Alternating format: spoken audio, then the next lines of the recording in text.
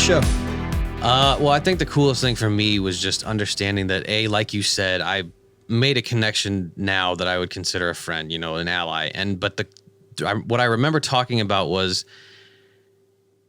things that make our circle of people what they are, and the good qualities that we search out to better ourselves. I learned some things about myself from a business standpoint. Like you said, got to go make some more fucking shirts. But honestly, the overall theme of this is the more people that you can interact with will change your life for the better on a daily basis. My life's better now for coming down here.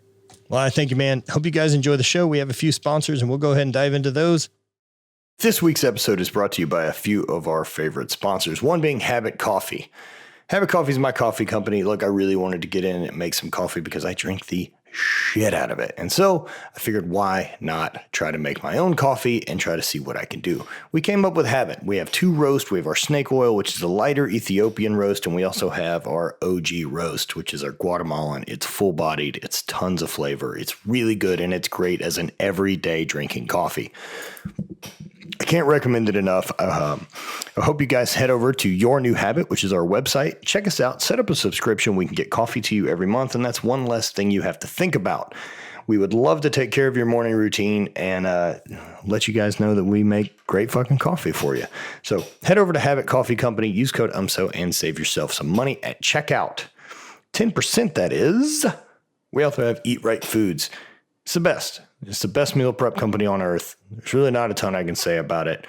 No doubt about it. Like having a meal prep company that's going to keep food in your fridge, that's what you should be eating, quality stuff that's going to help you with your life and digestion and sleep, and you're not eating a bunch of sugar and bullshit or any of these preservatives.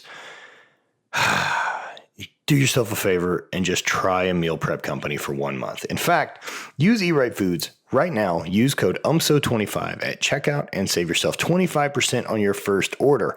Now, following up, if you use code UMSO, you can get 10% per month after that. So that's getting 10 meals delivered to your house for $75. It's a great deal. Head over to Eat Right Foods and check those guys out. We also have Stay Classy Meats. There just isn't better meat on earth than these guys. Stay Classy is the best out there. I've worked with them now for a long time, and I continue to work with them because the quality of product is incredible. There hasn't been anyone I've ever been able to have try this meat that doesn't understand the absolute incredible nature of how good it is compared to anything else they've ever eaten. All the other stuff tastes like a mixture of carpet lint and dog shit. Stay Classy Meats is the best food out there, not to mention sustainable farming. I've gotten to travel up there and meet with the farmers at different places around Montana and see what's going on. And it's really rad to see these big open sprawl ranches and grass-fed animals and animals roaming around and not trapped in these pens and getting sick and fed fucking corn all day. Like there's another option that we don't have to use fake meat to go forward. So head over to Stay Classy Meats, use code UMSO, and check these guys out. It really is incredible. You can build your own box, set up a subscription, and make sure that you and your family is stocked up every single week. We also have Oregon Originals on the other side of the spectrum of things you should be checking out. CBD. If you're curious about it, you don't know what to think, look, they've got some great vape pens. They just put out a new one, which is their Pine OG. It's a really, really nice flavor. They also have the best pre-roll CBD. I wanted to work with these guys because they make CBD flower. I like smoking a joint. I like smoking out of a pipe, and then I can get great CBD flower as well as Delta 8 flower now, which is from their side company Unicorn brand, all of which is sold at Oregon Originals.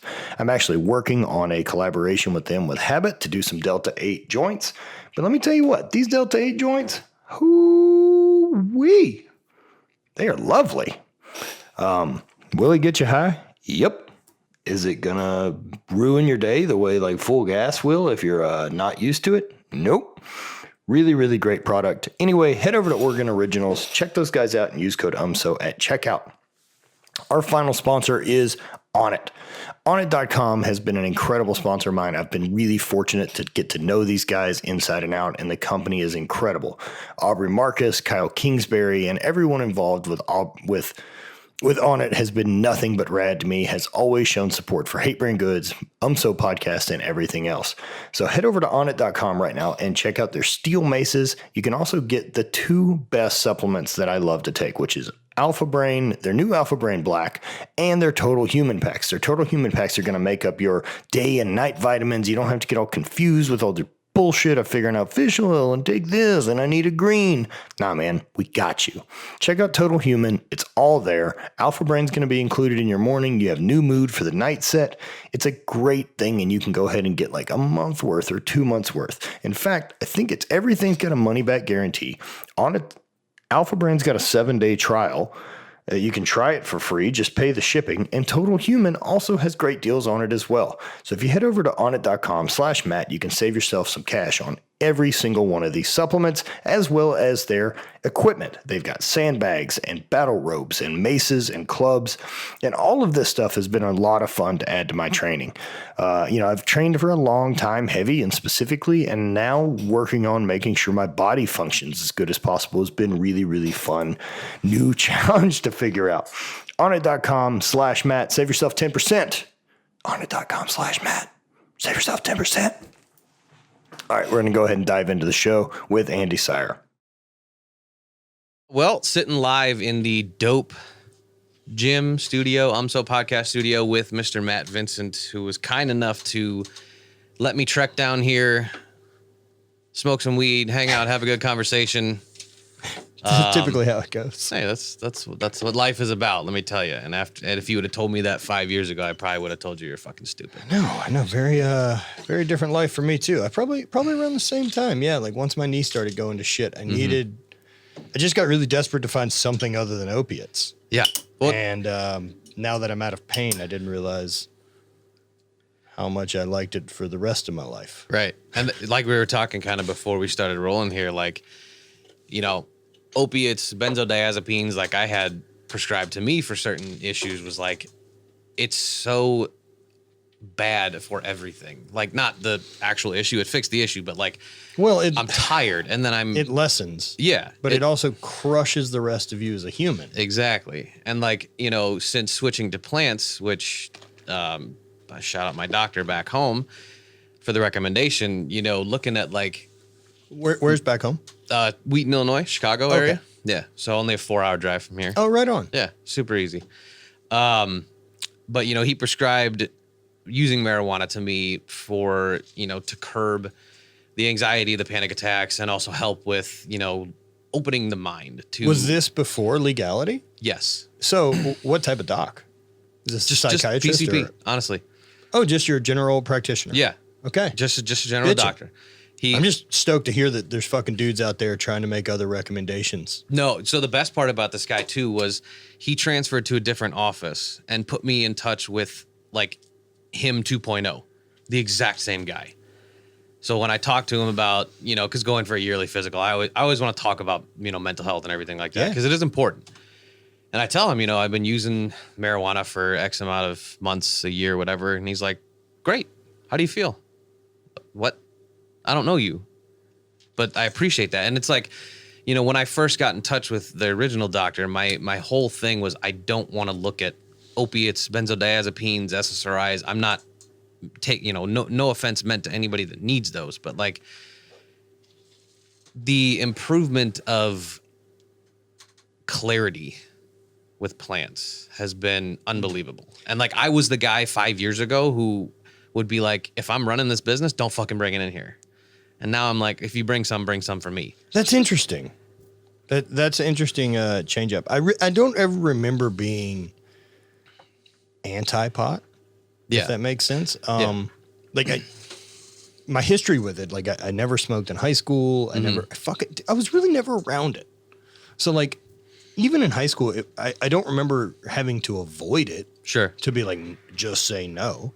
However, like that just say no shit was ingrained pretty fucking hard in me. Oh, and dude, I really, elementary school on, yeah. And like, I had a cousin and a cousin, Billy or something like that had gotten into weed and like got kicked out of the military. Billy was a fucking loser. But none of that was pot's fault. Right. But as a kid and like listening to my parents, pot's the problem. Yep. not the fact that his parents are fucking morons or anything else, right? Yep. Any other trauma that probably didn't get fucking dealt with, or just bad cards at the start. Yeah. And everything got blamed on that. And then, like, I think I had some other cousins who'd smoked, and like they weren't doing great at life. And I'd never seen anyone who shits together That likes weed. Yeah. Yeah. And so I just never thought much of it. And then once I was doing athletics and everything through college, we're drug tested. Mm-hmm. I did get really nervous and during the Highland Games, like during my 15 season. Mm-hmm. I think it was 2015. We were over in Scotland and I got drug tested at a game. It may have been 2014. Anyway, I was over there competing for a big long stretch, and like they drug test hard, Really? in Scotland for the Highland Games. Huh. Like it's not like there's no federations, Right. and so like WADA shows up. Like there's fucking dudes in white lab coats that roll out and randomly select people. Wow. They randomly select people, however, the foreigners on the field tend to always get picked. Yeah, I mean, fuck, dude, they're so bad, and like they're so trying to catch drug cheats that for years, one of the guys who competed from Scotland, Gregor's big fucker, big talented bastard, and they were always after him. Yeah. and never fucking caught him doing anything, and like he was athletic director of the game we were at. And they tried to select him for a random drug test. Like he's not even fucking competing. And he's like, you still fucking after me. I'm out here fucking measuring distances. You fucking assholes. Oh, that's awesome. And so then they were like, well, no. It's not stereo. We're not picking because you're 6'6" and fucking gigantic. So they immediately selected this other guy. Fucking dude, there's a guy over there named Herbie, Herbie Hancock. Fuck, I think that's no his bullshit. no. Herbie's definitely not his first name. Fuck. He's got a ridiculous name. Little wiry bastard, older dude, funny. And so they pick him, like the least obvious guy on the field, right? Nice save, guys. But yeah, I got popped at the Scottish Championships for got selected for my random drug test. And the only thing I'm thinking is like, fuck, I was smoking a lot before I got to Scotland, which is like 10 days now. And so like I'm in there and like I'm sitting there and like I kind of don't give a shit. Right. There's also a part of me that thinks it would be really funny as a world champion to fail a drug test for weed in the Highland Games. Like, go fuck yourselves. Yeah. It's not a real sport. And so like I'm sitting there and I'm talking to the drug guy. He's like, do you have any declarations? And I was like, smoking weed like 10 days ago. Do you think that'll show up? Or are you guys even testing for that? And they're like, yeah, we're definitely testing for that. And I'm like, fuck. Great. Do I put it down or do I roll the dice? And I was like, we're going to roll the dice, my friend. I think this won't be in there. And just like flat out told him, like, I'm fucking prove it. And so, yeah, never got a drug test back. Was a little nervous about that one coming I believe back it. Yeah, I believe it. Would have been embarrassing. But like you said, a good story too. And At this point, okay, At this point, that it's back great. then, yeah. At the year that I mean, like I also won Worlds later that year. Like had I failed a drug test 2 weeks before Worlds that I won in Scotland, like it probably isn't great. True. Yeah, It's good not point. a cool part of my story. Good point. But fuck it. No, that's interesting because like so in college when I played ball, I did smoke a lot of weed, and then got to work after college and worked my way up to a good position at like 25.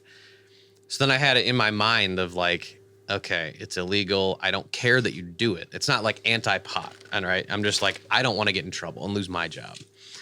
So that's where I had to be that guy. Sure. And then now, like I said, like I was just talking to Brant before he was leaving, and exploring like HRT now. I'm 33 this year. I'm tired. Stuff's feeling low. Yeah. I got blood work done. Get your blood work done before you do any of that stupid shit. Of course. Well, there's so many great places out there that offer it now. Yeah. So got blood work done, and to my surprise, on the low end. And I was like, oh, I'm losing my hair. I have a face forest. I'm not small. I thought, testosterone's probably pretty good. But it was low. And so I started talking to my wife about it, and she was like, well, what is this going to help other than the testosterone levels? And I mentioned you. I was like, because I think you made a story about it and I screenshotted it or something. Man. And I was like, I know this is just one person, but we're similar because we've been athletes. We continue to train. There's things that hurt. Yeah. And it's just like, that is the type of person that this stuff is made for. So now, going in next month, figure it out. And and I think it's a little weird, right? Like, I know that we're setting this bar at low, right? That we have low testosterone, low 7, we need to fix hormones, right? Or address them, right? And I'm seeing it right now, the other side of that table with Bonnie, because she's working to come off of birth control, and luckily has started working with a really, really talented hormone doc. Good. And it's so much work. Our thing is so fucking easy to fix, but she's been chemically castrated for fucking 22 years, dude. Or 17 years or whatever it is since she was 12. Jesus. Like, the fucking fact that we do that to women in our society is fucking bonkers, and we think nothing of it. And of course it has an effect on the way they act. Of course it has an effect on mental state. Of course it has an effect on all this stuff. Mm-hmm. Yeah, anytime you alter hormones, there's going to be that. Let me get this right. We have 2 really good methods to prevent pregnancy without fucking with our hormones. There you go. One's pulling out, and the other's a condom. Right? They're cheap too. But as a society run by males, doesn't feel good. Take this medicine instead every day. Like, what a fucking odd switch that is. Yeah. It's unbelievable. Like, looking at what we actually think are problems. Like, we've never, it can't be that fucking hard. No. To make us sterile. It can't be. No. So not to mention those 2 methods I just mentioned that are fucking basically foolproof. Yeah. But we won't do. You're right. Like, I'm not sure how readily available you would have to make condoms for them to, like, for that to be the main way that we use birth control in this country. I can't believe we do. I would love to know real statistics on, like. Same. I think it'd be really, honestly, what I'm picturing is, like, we need one of those fucking, like, quarter machines in the movie theaters available everywhere. Like, that's the only way people they should just be sent to your fucking house. 12-pack every month or 24-pack every month. Give you a 30-pack. Fuck it. There you go. You're banging every day. Good luck.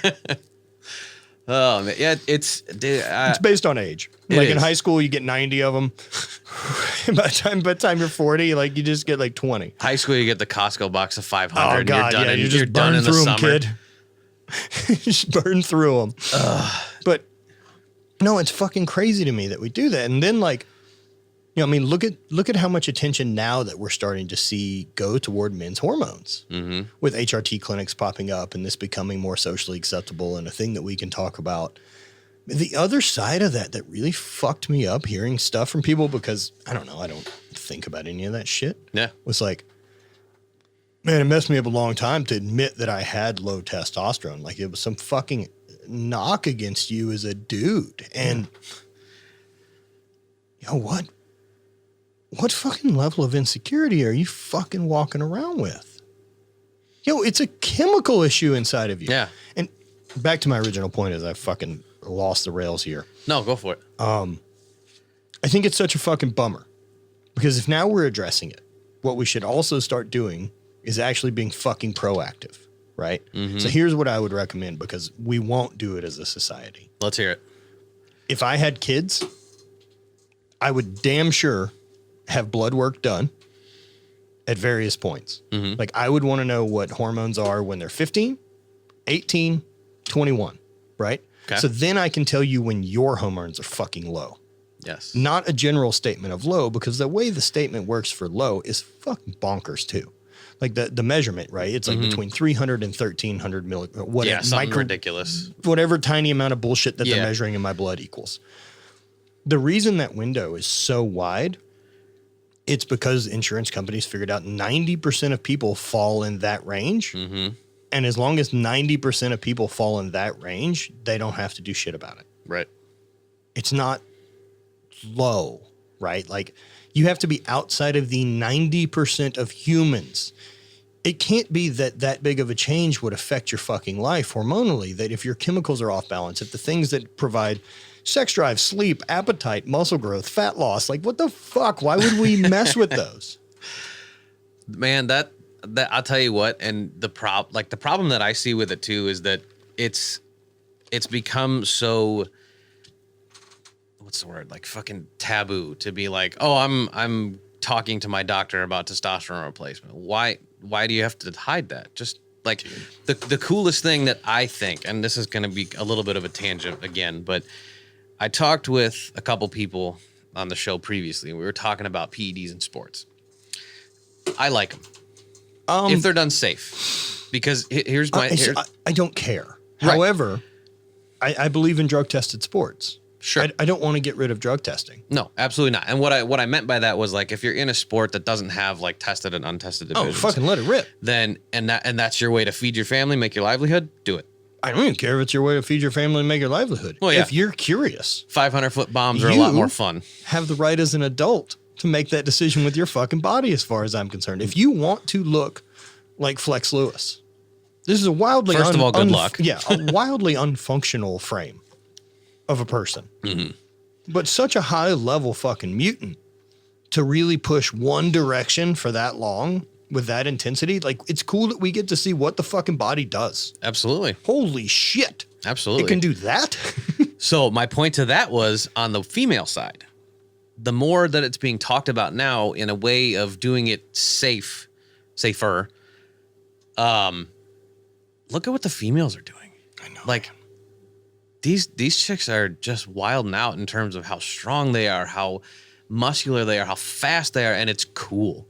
Yeah. Because like ever since I had a daughter, I'm like, she's my athlete. Like she's a bulldozer. Yeah. And so now I'm thinking, like I'm looking at these women that are performing at the highest, and like whatever her level of that is going to be, if there comes a time where she wants to talk to me about performance enhancing drugs, we're going to talk about it. And we're going to find a safe way to do it. And this is obviously... Why wouldn't you? Yeah. Because, I mean, like, humans as a whole, we're always going to keep evolving. And right now we're evolving into bigger, stronger, faster people. I disagree. Do you think so? Fuck no, not as a whole. Not as a whole. I'm talking about the strength community, like the fitness community. No, as a whole, we're fat and lazy. And yeah. As a whole, we're de-evolving. Yes. Yeah, sorry. Talking about, like, the athletic community. Yep.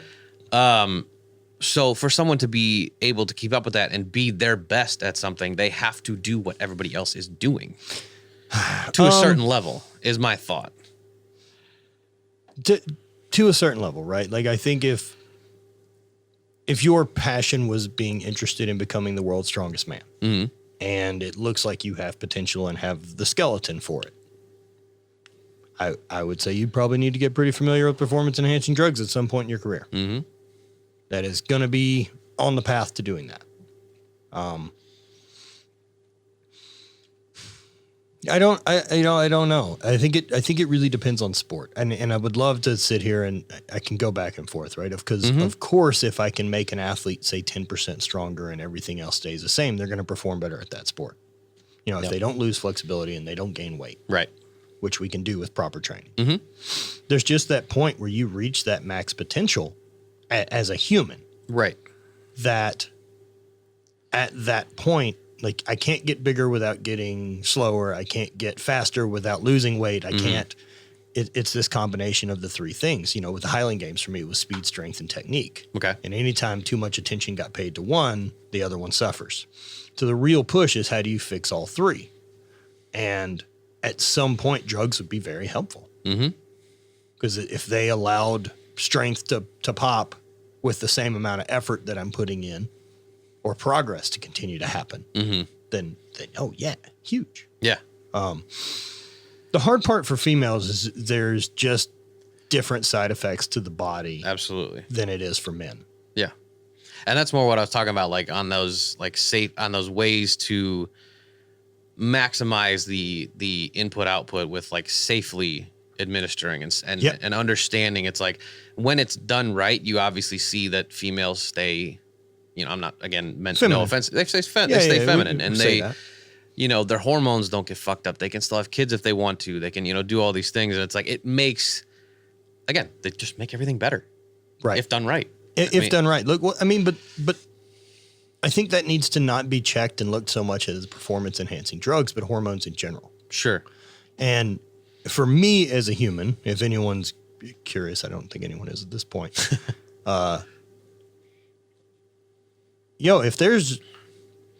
If I can add nitrous to a car to make it go faster, Why not? I'm interested to figure out what that is for my body. I want to fucking know. Mm-hmm. I want to experiment. I want to see how fucking long I can live in a red line and how long I can push as hard as I can. And I want to work as hard as I can. I want to be creative. I don't want to get bogged down with bullshit. And so anything that's going to aid me in that, like, that's what I'm into. Yeah. And I've just found great help from plant medicine. I've found great help, great unlocks, great, just different levels of things that I never thought I'd be able to problem solve or sort out or do any of this and stay really happy during it. That's the key. That's like when I'm talking to friends now who are, in positions in corporate jobs and finance jobs and things like that. And they're like skittish about, dabbling into it. The main thing I'll tell them is, look, unless there's a rule at your job that says if you get drug tested for THC and it's illegal in your state, okay, whatever, that's different. But if you don't have that and you're not taking advantage of something that can open your mind, open your clarity to finding the correct path to get to point B, to get to whatever that objective is, why wouldn't you try? And, if you try and you don't like it, fine. But at least you have two options instead of one. If you're not looking for that, also fine. Yes, absolutely. Yes. Right. But if you are looking for optimization and you are looking at trying to figure out how to balance your own shit out and how to be as productive as possible, and it really depends on what your job is, right? Like I can fucking smoke all day long, and I pretty much do at this point. And building a better tolerance over time has been awesome because I have a wider window to hit of really functional. Yep. And like the focus is good and I don't hear the bullshit distractions and I can kind of dial into a thing. I have a little bit less pain. I get into flow state easier, especially weed with a slight combination of caffeine. Like the flow state there is rad. I 100% agree. I've got this thing at the house I've just started playing with. Okay. I think it's called Focus Calm. It is. It's called Focus Calm. It's a device. It's a wearable. I got it from a friend of mine, Dana Santos. She does mobility work, stuff like that. And so I've recently started talking with them. And it's a head unit you put on that reads brainwaves. Okay. And so then it's got a reading on the thing, and it's got some games you can play and some different breathing exercises, as well as like meditation tips to help put you into this flow state. So I'm going to start playing with it, doing different things. And so they also have one that's just called like a track. Okay. So I can just turn it on and get the fuck away from my phone and just wear it while I'm working or doing things or sitting in a sauna or meditate, whatever it is I want to do, walk on the treadmill or train even. It'd be a little goofy with this thing on my head, but whatever. But there's a purpose behind it. Yeah, I'm curious, can I spend more time in flow state if I'm a little high when I train? Or is there various ways of what do edibles make a difference? Or does a little bit of a dose of mushrooms change anything? And when can I find flow state easier? Also, can I get better at getting into it faster? That's interesting. And what I think what you're doing there too is leading into one of the things I wanted to talk to you about, but you're finding a way to maximize the output of you. That's what I want to do. Like whatever Matt is, the machine, how do I maximize this thing for as long as possible? It's everything that I'm currently interested in. Yeah.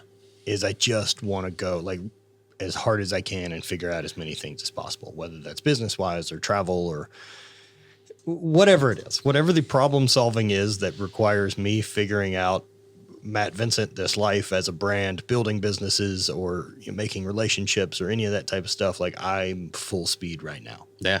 And until I'm bored of it, there you go. I would like to be full speed at it. There you go. So that's one thing I wanted to talk to you about. Like I told you, I listened to your podcast with Chase, which was good.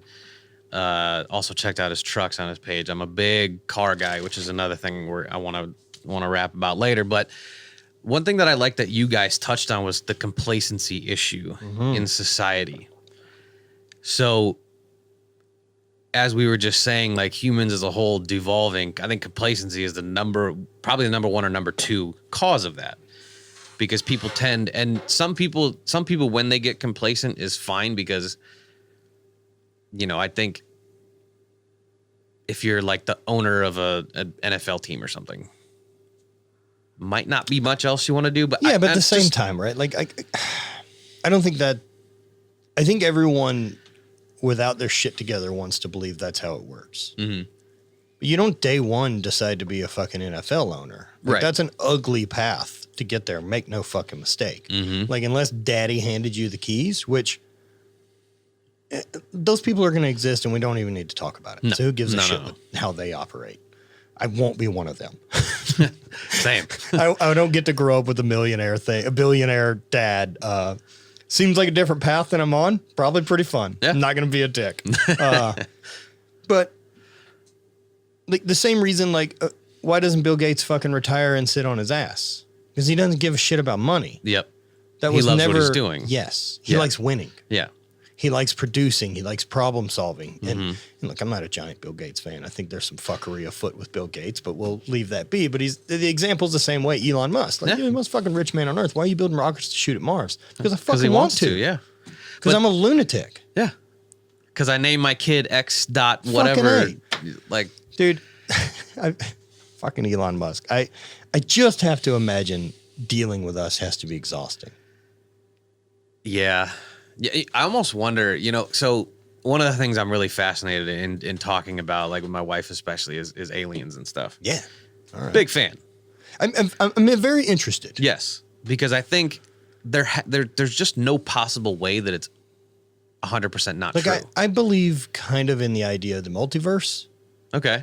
So that the idea that there's an infinite number of possibilities out there happening, and then there's an infinite number of us doing this slightly different in various ways. One where I murder you, and one where we make out. Yeah. Hey. All of these opportunities. I like that, and my brain wraps around that idea pretty good. And that's kind of the one that predestination, Sure. because they all exist. That's how the predestination works. Mm-hmm. My path is not predetermined, but all of the opportunities are. Mm-hmm. I get to choose my adventure. Yeah. So that doesn't change that one exists. yeah. But, So the freedom to think, the freedom to have free will, to do as we please as humans. So if there's an infinite number of me's in the multiverse doing this, there's got to be aliens. I'm telling you. Of course. Is there life in the universe? Fuck yeah. Yes. Is there other intelligent life in the universe? Probably. Is there more intelligent life than us? I fucking hope so. Also, we need to really figure out how to be polite when they show up. I think we need to figure out how to be polite to each other first. Well, dude. But yes, you're absolutely right. Like, not throwing a nuclear bomb at something would be very, very, very bad. Like, I don't think most people understand how big space is. I know I don't. Real quick numbers to give I love it. Yeah, let me hear it. And it also helps me with anxiety and things like that. Sure. So I just love how unfucking important we are. So the Voyager satellite, like that got sent out in the 70s. And within probably the last 5 or 6 years, we got photos back of the other side of Pluto, looking back at our solar system, seeing Earth. Rad. It's 11 light hours from Earth, is just outside of our solar system, right? Okay. So the Voyager has been traveling at 22,000 miles an hour Jesus. for 50 years, right? And it's just leaving our neighborhood Yeah. and looking back at Pluto. So it's been going for 50 years.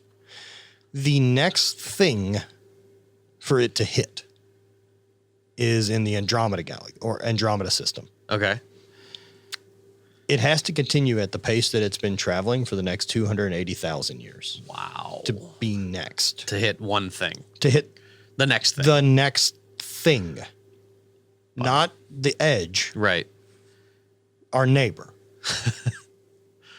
Right? So, if there's other intelligent life out there and it shows up here, it's figured out how to cross that distance with things. Yes. And a lot of stuff, because if you've decided to come take on our planet, you're probably showing up with more than one ship, Yeah. right? So if you can move that many things that distance, we're not in the fight. Yeah. They have There is beat no us fight. technologically. We're not winning with willpower.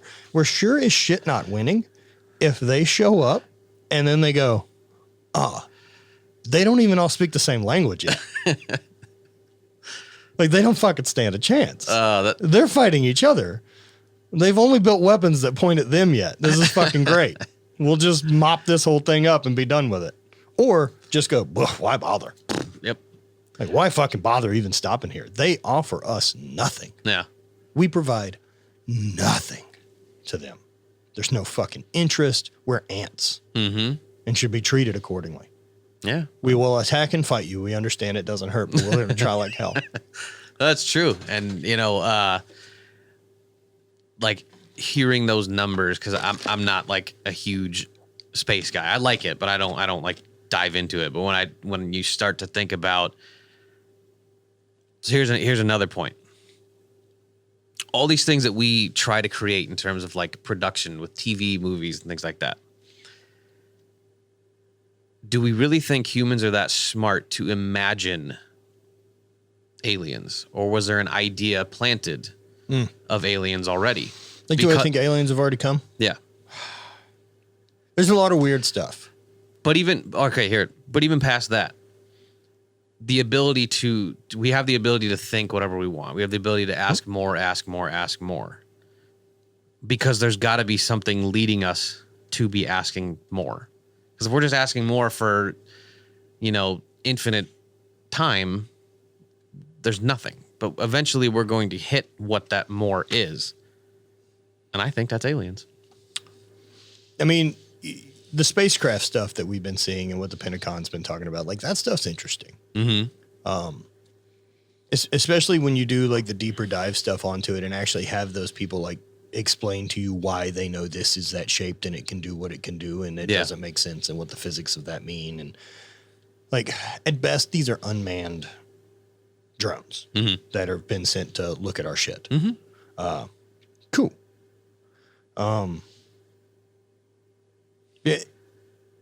They're interesting. Yeah. Do I think that there's little gray dudes flying them? I do not. I think a lot of that is our own arrogance as a species, is that we believe we're that fucking interesting. When I've never looked at it like that. That's an interesting way to think about it. Well, then of course they'd come look at us. Well, yeah, because Of course they need to check out what we're doing. Egotistical humans. What are we the best at? Nothing. We're fucking terrible for the planet compared to the other species here. Yeah, jeez. Absolutely awful. And with that said, I think we're rad. Yeah. We're also doing super cool shit. Like, I'm not interested in living like a caveman. There's no previous time in history I'd rather be in than now. Yeah. No fucking way. Well, are we talking like short trip? Because there's a couple short trips. There's places I would be interested to visit. Yeah, but not live. Exist in? Fuck no. Yeah. I agree with that. Like, the fact that we're even making a jump of the idea that I could short trip to another time is saying how cool things are. Yeah. Yeah, I agree. Yeah.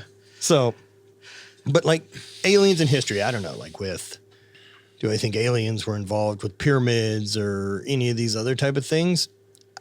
I don't know. I don't fucking know. But the best part is it's not a dumb question to ask. It's not a stupid question to ask. Do I think that there's likely a lot more psychedelic influence throughout history? Probably. And I think that visualizations and things trying to be explained would be a big chunk of stuff. But that's its whole nother thing. And until you're into that world, like, we can wildly speculate about it if you want. It's fun too. Sure. But getting back on the original point of the complacency thing with people, you being somebody that I've followed since your Drift-A-Lifted days, like I told you, that's stuff I remember watching.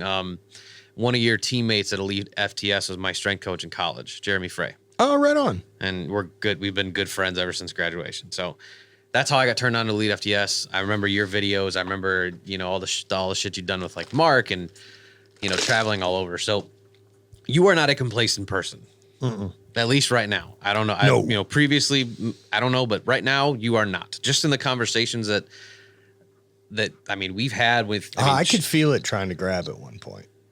Complacency? Yeah. It always does. Yeah, I could feel it getting in. I mean, there's always going to be like a little tickle on your ass cheek of like, sit down. Yep. And, you know, I can admit I was there for probably about a year after getting out of the corporate position I was telling you about. But it was complacency driven by uncertainty. It wasn't complacency driven by like choice, if that makes sense. Just kind of like the uncertainty level made me take a seat and try to figure some shit out. So like, I'm okay where I'm at right now. I'm going to sit down and I'm going to figure out how to then stand up and take off and fucking run. If that makes sense. It does. For me, there was a really interesting transition. So when I got out of college, I opened up a bike shop and was doing that. And so like I took this run at trying to do this entrepreneur thing and fucking chase the dream. Be and, the entrepreneur be that my everybody fucking wants boss. to be. Yeah, man. And like really proud. I was very, very proud to say I was an entrepreneur. I wasn't very good at managing anything. That's fair. Got out of that like fucking tail tucked, ass kicked, in debt, and fucking scared, man. Scared that I was broke. I was tired of being fucking anxious of being broke. Like, man, there was just a really long time that like I had creditors calling and I Been there. had no fucking money. And like every time my phone rang, it's anxiety and not knowing which bill I'm going to pay that month. And then, Dude, in that point of life, opening the mail sucks. dude, everything sucked. Like I couldn't afford to do fucking anything. I couldn't afford good food. I couldn't afford, I could barely fucking afford my mortgage. Yeah. And I mean, not only that, like, yo, I was in a shit house in the hood that I'd bought for $96,000. I had vehicles that didn't really work. You know, like everything was fucking tough. And then when I got out of the bike shop and like got into my first job in the petrochemical industry, fucking everything changed. Like, oh, I had a paycheck that showed up every week. It was awesome. Like, and I knew it was coming. All I had to do was exist. Yeah. And like, I could fucking breathe. And like, I needed that window to catch my breath and like rebuild and get to a point of being comfortable again that the wheels could spin up Yeah. to get creative, to want to try other things. But without getting to that point of being comfortable, like, I don't know. Yeah. I don't know, because I was just fucking drowning in it every day. But that's like that level of complacency that I think is necessary for people. If it's the right person. Because there's going to be people that will do that, sit, figure out an idea, and then do it wrong, and then be right back. You know, so understanding that time of you getting comfortable, we'll call it taking a break, taking a coffee break. We'll call it a coffee break. Yeah, like well, I worked for someone else. Yeah. We'll call it that, like during that stretch. But I definitely feel that way about it. But if I look back at it, right, you know, the timeline of it, like, you know, I started working in the petrochemical industry like 2008. Also, November of 2008 was my first Highland Games. Okay. Like, so I'm already doing strongman and shit like that in my spare time now that I've got a job that pays money and has normal hours. I've started lifting again, which is now compounded to now I've found a sport. Now I have a thing to train for. I'm happier. I have money coming in.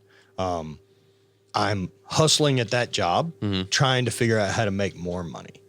Yeah, I don't know. I don't know where the complacency, like there was definitely like what I felt during that window was like, this is sick. Yeah. And especially once I got to just doing outside sales to where I was setting up meetings and traveling and I was making good money. I very easily felt like, yo, I could fucking run this scam the rest of my fucking life. Because it feels like that. Yeah. You know, I'm going to take fucking dudes to lunch. I've had hard jobs before that don't pay well. Yeah, And this that's one not pays easy. fucking great. And I take dudes to lunch. I'll never bitch about it. Yeah. I just hated it. Yeah. No, so maybe complacency in that term isn't the right word, but like taking your coffee break, like we were talking about with Brant earlier, but not trying to restrict the time that you need that break to be. Yep. Because when you set up for like, okay, I'm going to do this for 3 months and then go do this. Well, that 3 months might be when you're figuring out the thing you need to have figured out to start talking, you know what I mean? Like, Yeah. putting these parameters on ourselves, like it's stupid. It doesn't. Go ahead. Yeah, man. But at the same time, like, not everyone's a fucking chief, dude. That's true. There's plenty of people that are out there that need a fucking schedule. And I mean, what's the line from Cadillac? The world needs ditch diggers too. Not everyone's going to be the brains behind some operation and be the entrepreneur and they're going to make themselves happy. It's not going to fucking happen. This is true. There's going to be a bunch of dudes out there and chicks out there that are jobbers that just can't figure it out. I don't know what it is, but we're not all equal. No, absolutely not. Everyone can solve problems the way other people do. Not everyone has the risk tolerance for living this way. There's an anxiety that comes from building your own life too that is really complicated. Like, I got really uncomfortable with the outside sales job that was paying well when I realized that someone else controlled if I made money or not. And as soon as I started getting the feeling of being expendable, which I knew I was, I was really uncomfortable. Yeah. I was really scared of it. Yes, but you have the wherewithal to understand that. And the people like we were talking about, like the jobbers and the jump from this to this to this. Maybe it's, and this is purely just hypothetical. I'm obviously not a fucking, scholar or anything, but like people as the majority don't understand how to,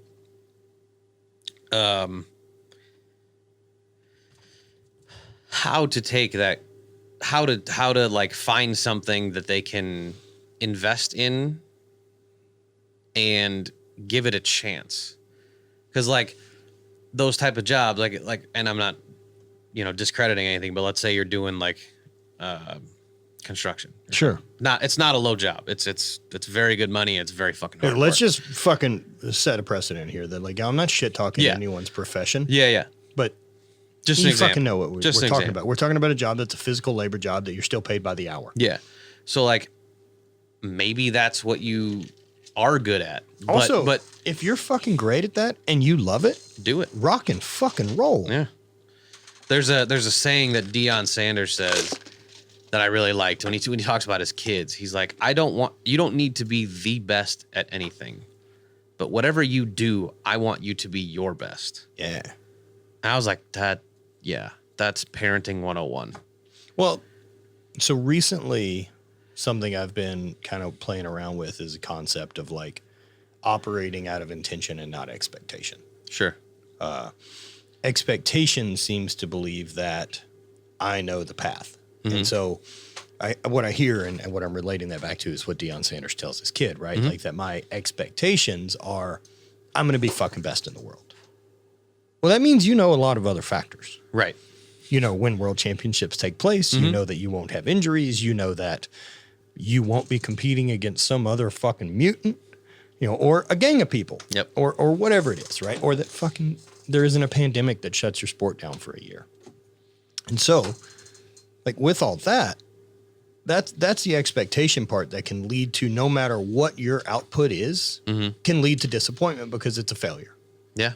Whereas if my intentions are for me to be as good at this thing as I can fucking be, then it's a win. As long as I'm putting in the work and I'm being honest about that. And two, the only person that you have to be honest with is you.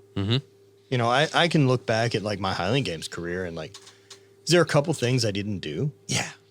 I didn't. Like, I really wanted to compete at Braemar in Scotland, and I've never done that. There's a couple games I wanted to win. I wanted to win Pleasanton. I never won. The World Championship would have been cool.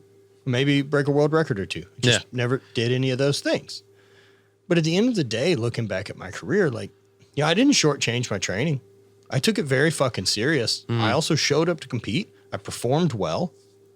And you won. I didn't do those things. So to act like some part of my career wasn't fulfilled because of it, like there wasn't anywhere else I was going to put the gas on to hit those things. Yep. Just the opportunities really never showed up at the right time. Like, dude, throwing a world record in that sport, it's so many variables. It's peaking at the right time, which it's peaking at a game that has a good field and a good stone, hoping the weather fucking lines up, that the weather's been good for a week before it so that the ground's hard and you can actually drive off of it and not throw in the mud. So there's more factors than just like I'm prepared to throw far. Right.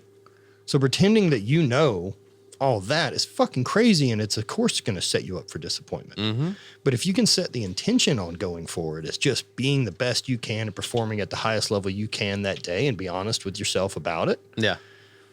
It's just so much more a win. You know what's awesome about what you said too? I just heard a conversation recently about what's the guy's name? Emmanuel Acho. Are you familiar with him? Mm-mm. So he played in the league, played in the NFL. You know, he does a show Related to Ocho Cinco. No, Acho. Oh. And then he does this show, Uncomfortable Conversations with a Black Man. All right. It's really, really, really good. Hell yeah. Really good. But he was on this other show, and he's good friends with Oprah, and the host asked him, like, what's the best advice Oprah ever gave you? And he goes, Oprah told me in any situation, whether it's a conversation, planning for a business, planning, whatever it is, whatever you are planning to do, because a conversation is you're planning to talk to somebody. Ask yourself, what is your intent?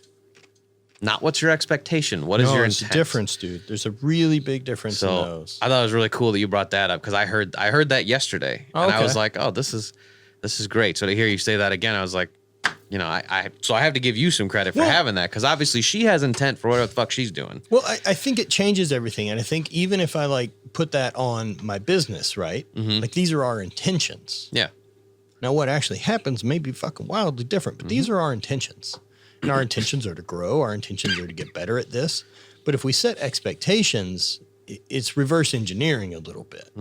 Whereas intentions lets us lead from the front. Look, I'm for having goals. Absolutely. But I'm not so far for having goals that I'm death gripping the wheel and saying this is the only fucking path forward that we're going to plow through it. Having the intention allows me to go with the road and make split decisions and make adjustments to try to still keep moving the same direction. Yeah. So I talk about something that's called living in the gray area. Absolutes are temporary. Oh, fuck, man. Absolutes are terrible. So it's like you climb up a mountain, you have to go down the other side, right? So absolutes don't fucking work. Plus, if you don't reach that absolute, you feel failure. Whereas if you are in the gray area or living by your intent, focusing on what your intent is, you absolute here, you might end up way the fuck over here.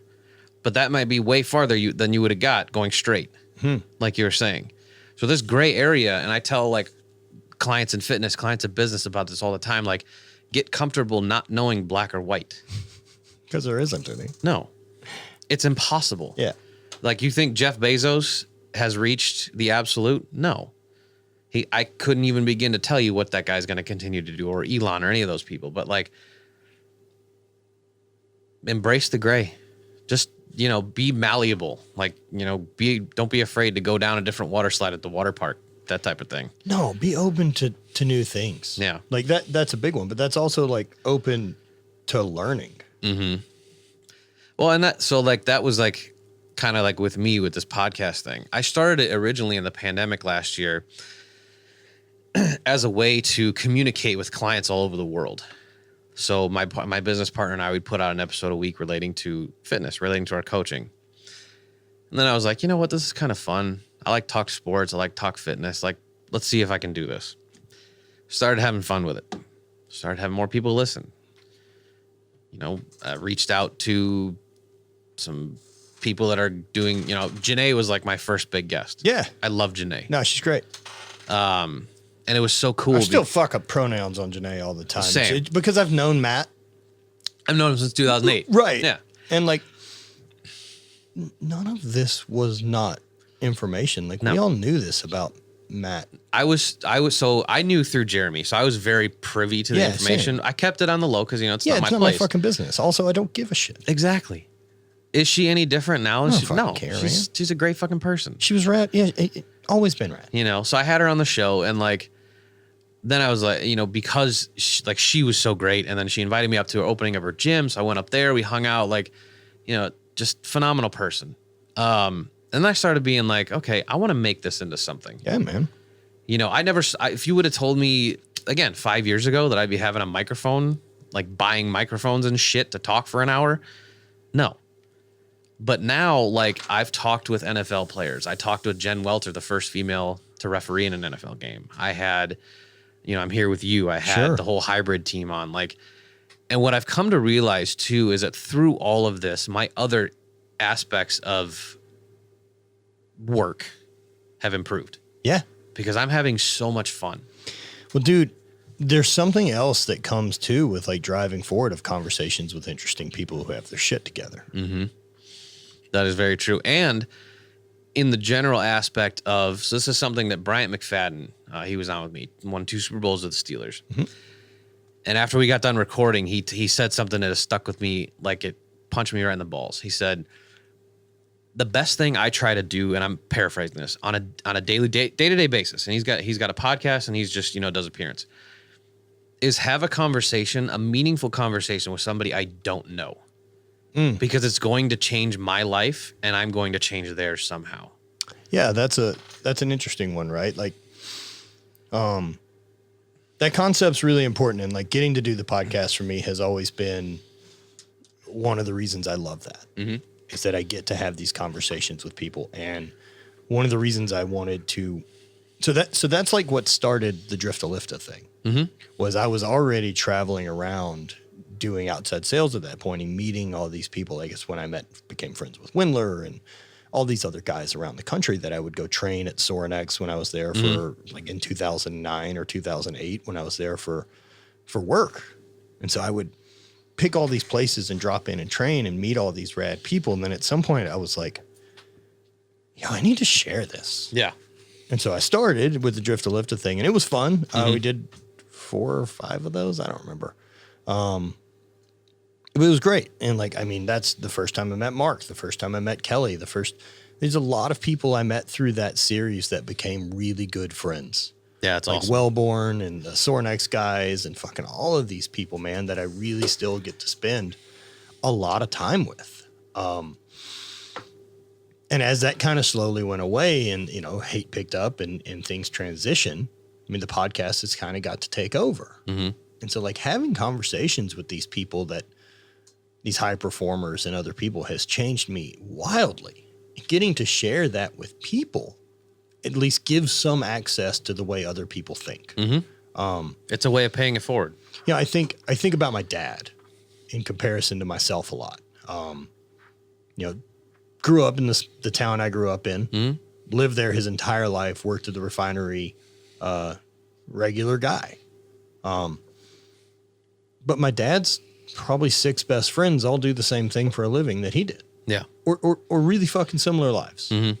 There wasn't a me like wedged into his group of 6. I can fucking tell you that, And so, I mean, if you're a product of your close circle, which most people are, my dad's close circle are all mirrors. Yeah. Right. Like same experiences, grow up in the same town, like maybe a couple things here and there. Not much. Yeah.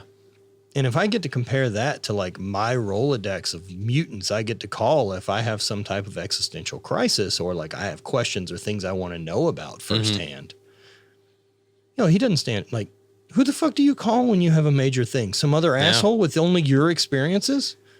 Like I'm so lucky to have some of the people that I've got in my life to bounce things off of that are wildly more intelligent than me. And so that's one of the reasons I love getting to share the conversations with the podcast. Mm-hmm. Absolutely. And that like, I don't know, I probably shouted him out like 5 or 6 times in the last couple episodes. I'm sure his head's growing a couple sizes bigger now, but like when I got the chance to sit down with Hayden, we did the show and like before even having a meaningful conversation, like both of them were so gracious about, if they needed to reschedule or just making good use of time, which I fucking appreciate. When people at least are communicative, as far as right now, you're awesome. Anyway. Sweet. I bet I have people that would disagree. I'm not great. I fuck stuff up a lot on schedules. No, you've been. Some people be here. Have no clue. Like, dude, I remember it from doing outside sales that like there's nothing I find more offensive than wasting someone's fucking time. Absolutely. Because there's nothing that makes me more furious than having yours wasted. Than my time not being valued. Mm-hmm. It's really the only commodity that I give a shit about, and I take high fucking offense to my time being wasted. So I don't treat anyone with any other respect than that. Yeah. And again, I'm appreciative because like inviting me to come down here, like this has been great. Also, like I love getting to share my space. Yeah. Where was I going? So after talking with him, and he was like, he's the one that told me, he's like, you need to make this bigger, and I want to help. Yeah. I was like, you don't owe me anything. Oh man, that's not how it works. But and then so like he connects me with you and working with Kelly and Jordan and like had the whole hybrid team on, and I'm like, I never thought this would be a thing. Yeah, man. And then I'm sitting back and I'm like, there's a saying that I heard a while back too. In life, it's not about who you know, it's about who knows you. Mm. And so I sat there and thought about that. And I said, okay, I let these people know me through this podcast, and it made an impression. And then things snowball into meeting other people. And, obviously I've reciprocated, whatever those guys down in Florida need. If I can do it, I'm going to help them. Yep. But it's a really cool way to look at like how podcasting, how conversation can be an avenue for everything, literally everything. Yeah. And, so hey, again, I mean, does that say how starved we are for meaningful conversations? Absolutely. Because now there's such a value on them. Absolutely. I mean, it's a supply and demand type of situation that if everyone's having really meaningful conversations, they're not wasting their time listening to mine. I think it's more of people don't know how to accept that whatever their best that they're going to give somebody, that person might not like. Yeah, that's fucking part of it, man. It is part of knowing that you're not going to be someone's cup of tea. Yeah. But there's two sides to that. Yep. Right. I've talked about it recently, and while we were on the road trip in Montana and living around Robin them's headquarters and working there, for one reason, was looking up comments on the fucking podcast. Mm-hmm. I always kind of check to see, how many reviews we've got, how it's looking, things like that. Is there any feedback? And there's one of the guys that left me this 1-star review, man. And it's like, conversations are only about this. Matt's telling the same stories over and over again. I wish it would focus more on the guest. Mm-hmm. If it's not this, it's not worth listening to. Sure. And it fucking stung. And it stung because he's right. And I'm aware of it. Mm-hmm. And so me being able to not say, fuck that guy. Right? Fuck him. What cockhead? What does he do? Yeah. Does he fucking try to hold conversations every week and realize the challenge of this? Does he fucking try to have hours and hours of things come out of his mouth get fucking documented? Of course he doesn't. Yeah. But that doesn't make him wrong. Right. It doesn't fucking make him wrong. Yeah. And I'm aware of those things. And so we fucking met. Me and Brant had a meeting and talked about it. And I could be better at this. And I need someone to pay attention to make sure I give a shit. That I shut the fuck up more. That I'm better prepared. That I ask questions. That we work on getting better guests. And that I don't use I don't use any of the bullshit excuses that I've had for why this isn't what it is. And I immediately felt the show change. I believe it. But you were okay with knowing that your impression wasn't what that person liked. I'm coachable. Yeah. So, I'm a fucking athlete, dude. I want feedback. Give That's me a target to hit. This is better for me than me just fucking flying through the ether unfucking guarded. That's it. And when I have sometimes, okay, perfect example.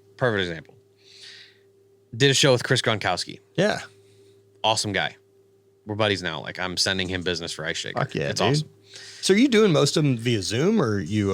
This is my first in-person one. No way. First one. Okay, so I'm gonna have to chat with you because I've decided I've got to start doing them Zoom. Okay. I've really held the line. It's great Up to this point. It's great and it's easy. Yeah, and I've got a setup now to make the Zoom look great. Yeah, that's the one thing I'm working on. Their other side is their problem. Yeah, no, it's been honestly really cool because I'm just trying to shuffle life of coming down here was making it's an easy drive, but I still had to make sure my kids are taken care of. Yeah, of course. All that kind of stuff. So, but my goal is to do this more. Is to because do them in person. Yeah, and this is so much fun and everyone I've ever known too who has a studio is typically pretty willing to Yeah. be like, yo, fucking come in. Oh yeah, dude. Because like I want to show this off, and so one of the cooler Yeah, you're ways, fucking proud and of like it. also you'll get more stoked on wanting to make your podcast rad because it feels different. Yeah. I didn't realize before I had this because I just done them all traveling with my kid, so we'd recorded in tons of different places. Mm-hmm. I didn't know how much fun it would be to have Your like place. a vibe. Yeah, I agree. And that is going to be one thing that I'm going to work on. And what's been cool about like doing them via Zoom is it's given me an opportunity to. So there's a business strategy. It's called the rule of sevens. It means you have 7 seconds, 7 steps, and 7 words to make a first impression on somebody. And I think it's like your body language is 55% of their response. Your words are 30, and then the rest is the time. So it's giving me an opportunity to make that first impression and make it good.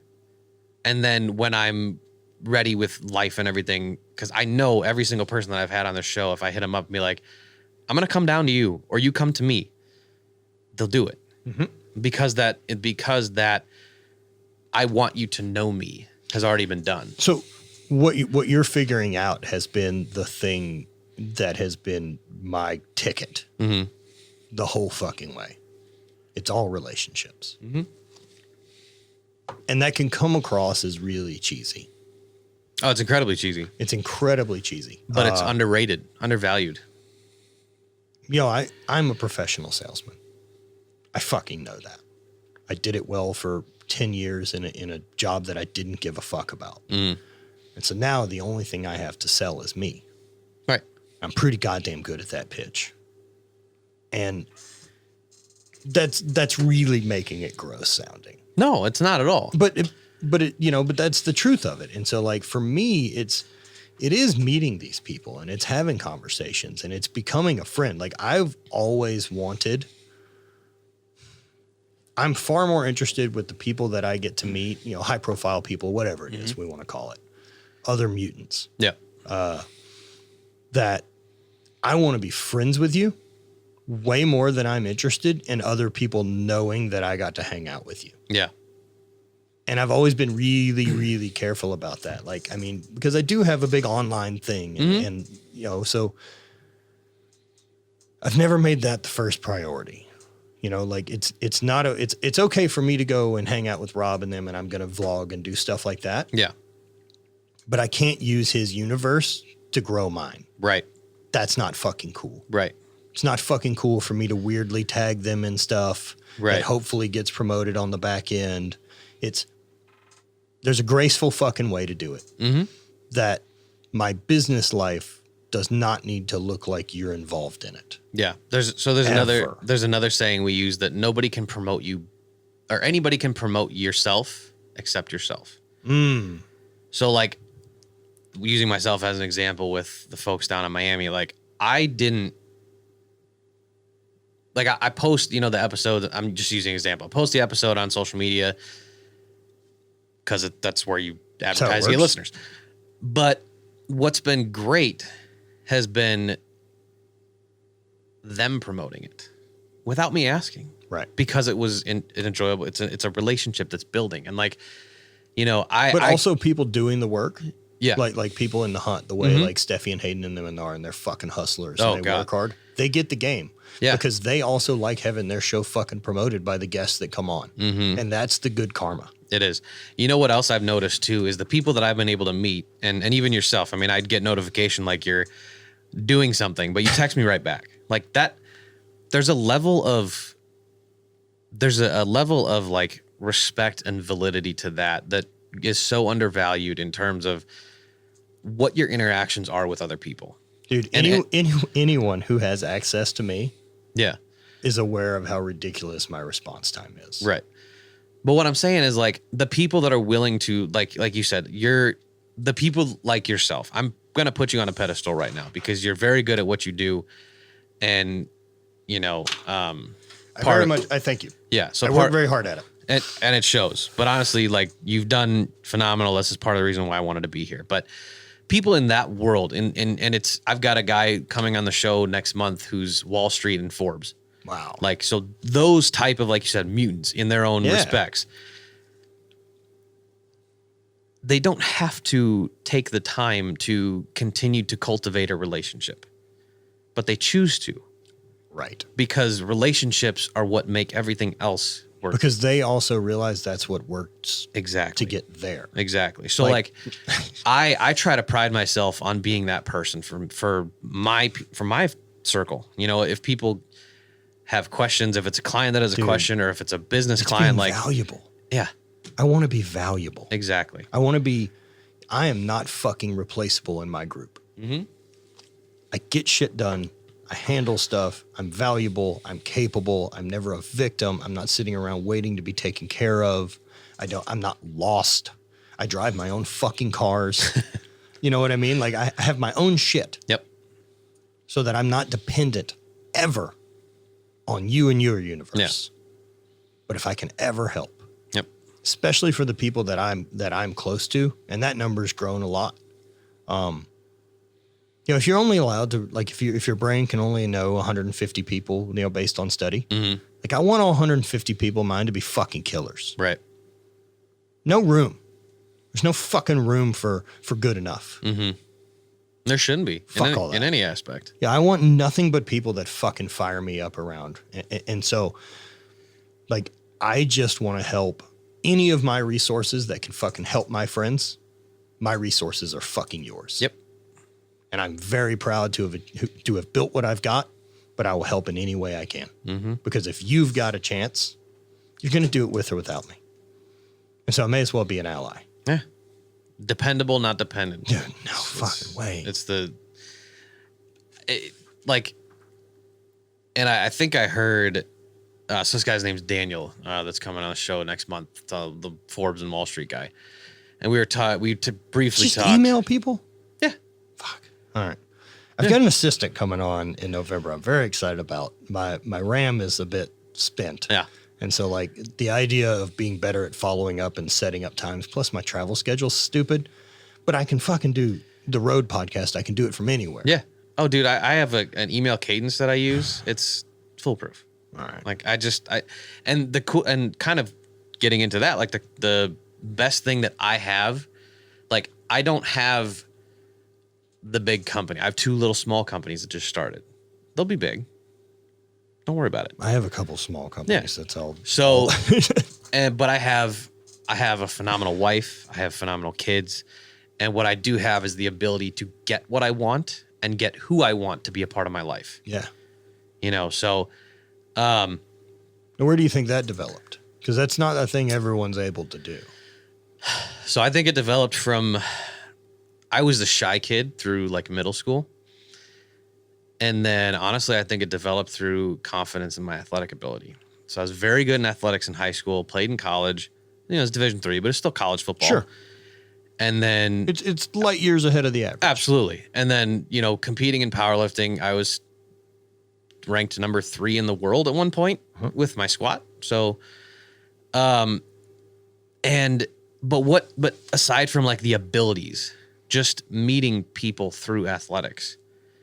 And there's no, like, if I'm going to meet you on the football field after a game, like, I can't be shy to talk to you. If I'm coming up to talk to you, it's because you kicked my ass on a play, or you're a good player. You did a technique that I want to learn. Like, so I have to approach you with being confident. Yeah. And then, you know, when I started working after college, then it was, okay, I'm running 3 gyms. I am going to meet thousands of people on every day who are going to have issues or good things, or, you know, whatever it is. I have to be able to respond, A, but also B, conform my response to what the environment around me is going to be. So again, what's my intention? What's my intention to this conversation? But to make a longer story short, I started filtering out people that weren't going to be a part of my train ride. Mm-hmm. And I started seeking out who, not in a way of like looking for help or handouts, but like seeking out who can I pick the brain of? Who can I interact with for an hour to learn qualities that have nothing to do with maybe their business or sport, but who they are as a person that affects that ability. Yeah. So I think you and I share a lot of similarities, and it's really interesting hearing someone explain thoughts in a different perspective. Mm-hmm. Man, I think about that a lot because like I'm really interested at learning. I want to know more things. I want to experience more. And for me, I'm experience driven across the board. Mm-hmm. I can't read well. Not dyslexic or anything. I just read like an asshole and I don't focus well on it. I do not enjoy the verb of reading. Yes. As far as a way to uptake information, I fucking hate it. Yes. I want video. Auditory. I like video. I like movies. I like that type of media work really, really well for me. Also, audiobook or podcast do really well, but nothing beats conversation. Mm-hmm. Because conversation allows me so much. Like, for an example, like getting to know Aubrey Marcus and the guys from On It. Sure. It had such a big influence on me because I was interested in the stuff they were talking about. Mm-hmm. I was like, "Fuck, man, this sounds different. It's sexy. It fucking is, right? It's just so alternative to the path, but they're not fucking up. No. And everything I've ever been taught is that if you go this way, everything goes to shit. That this is the safe path. This is the idea. You fucking work, you'll retire, and then you can do stuff. Mm-hmm. No, you can't just travel all the fucking time. Well, why the fuck not? Well, because who's going to pay you to do that? Fucking I will. Well, how are you going to make money? I don't know, but Figure somehow that the out. world has fucking decided to give people like that a job. Yeah. And so while I'm interested in this lifestyle that they live, and learning about it because it's so counterculture to what I grew up, it never clicked to me until I actually got to become friends because there was no bullshit to sniff about it. Right. That even in quiet and even in the rest of their life, it wasn't a work. That there was this way they spoke to each other. There was this group dynamic, this tribe feeling, this give a fuck about relationships, and this way more operating out of love than fear. Mm-hmm. And until I can really breathe it in, it's not going to click for me. And so once it does, though, man, it's different. And and from that point on, I'm just more interested to go like, okay, so that works. Yeah. And see what people do. Yeah. Yeah, but without the experience, to me, reading about it just doesn't do it. No. I need this. Yeah. Well, and that's like, so what I love my parents. When I told them I was going to start doing this podcast thing, they were like, well, what's the reason? I'm like, because I get to meet people. Yes, there's money in it, but I want to meet people. The money's a side effect. Yeah. The money's a side effect of doing this well. Yeah, exactly. Like all that is the measure of progress. Like the money thing is the same as being able to add 5 pounds to the next fucking block of training. There's no difference in this mentality. Exactly. If you're just chasing the 5 pounds, you're fucking up. Yeah, exactly. So, and I went that route, had some dud episodes early, got better. Hey, look, I picked up a couple sponsors. It's been great. But anyway, so like, I was like, yeah, I want to meet people, worry about the money later. And I don't know if they fully understood it, but as the episodes kept going, and my parents are avid listeners. Thanks, guys. Love you. Hell yeah. That's rad though, dude. Yeah, no, it's great. It's great. Like when I had Jen Welter on, who she's awesome, by the way. If you ever get a chance, I would love to. She's like, fucking. I would love to sit and talk about and figure out what guest I should reach out to if you can help. I can connect you with anybody in my Rolodex. Awesome. She's one of the most intellectually strong people I've ever met. But when I had her on, and we went into some really good things about women in sports and women in high positions. Touched on a little bit of that with Steffi too, but I can't remember which one of my parents texted me, or maybe it was my in-laws or someone in my family texted me and goes, I see why you're doing this, because they got it.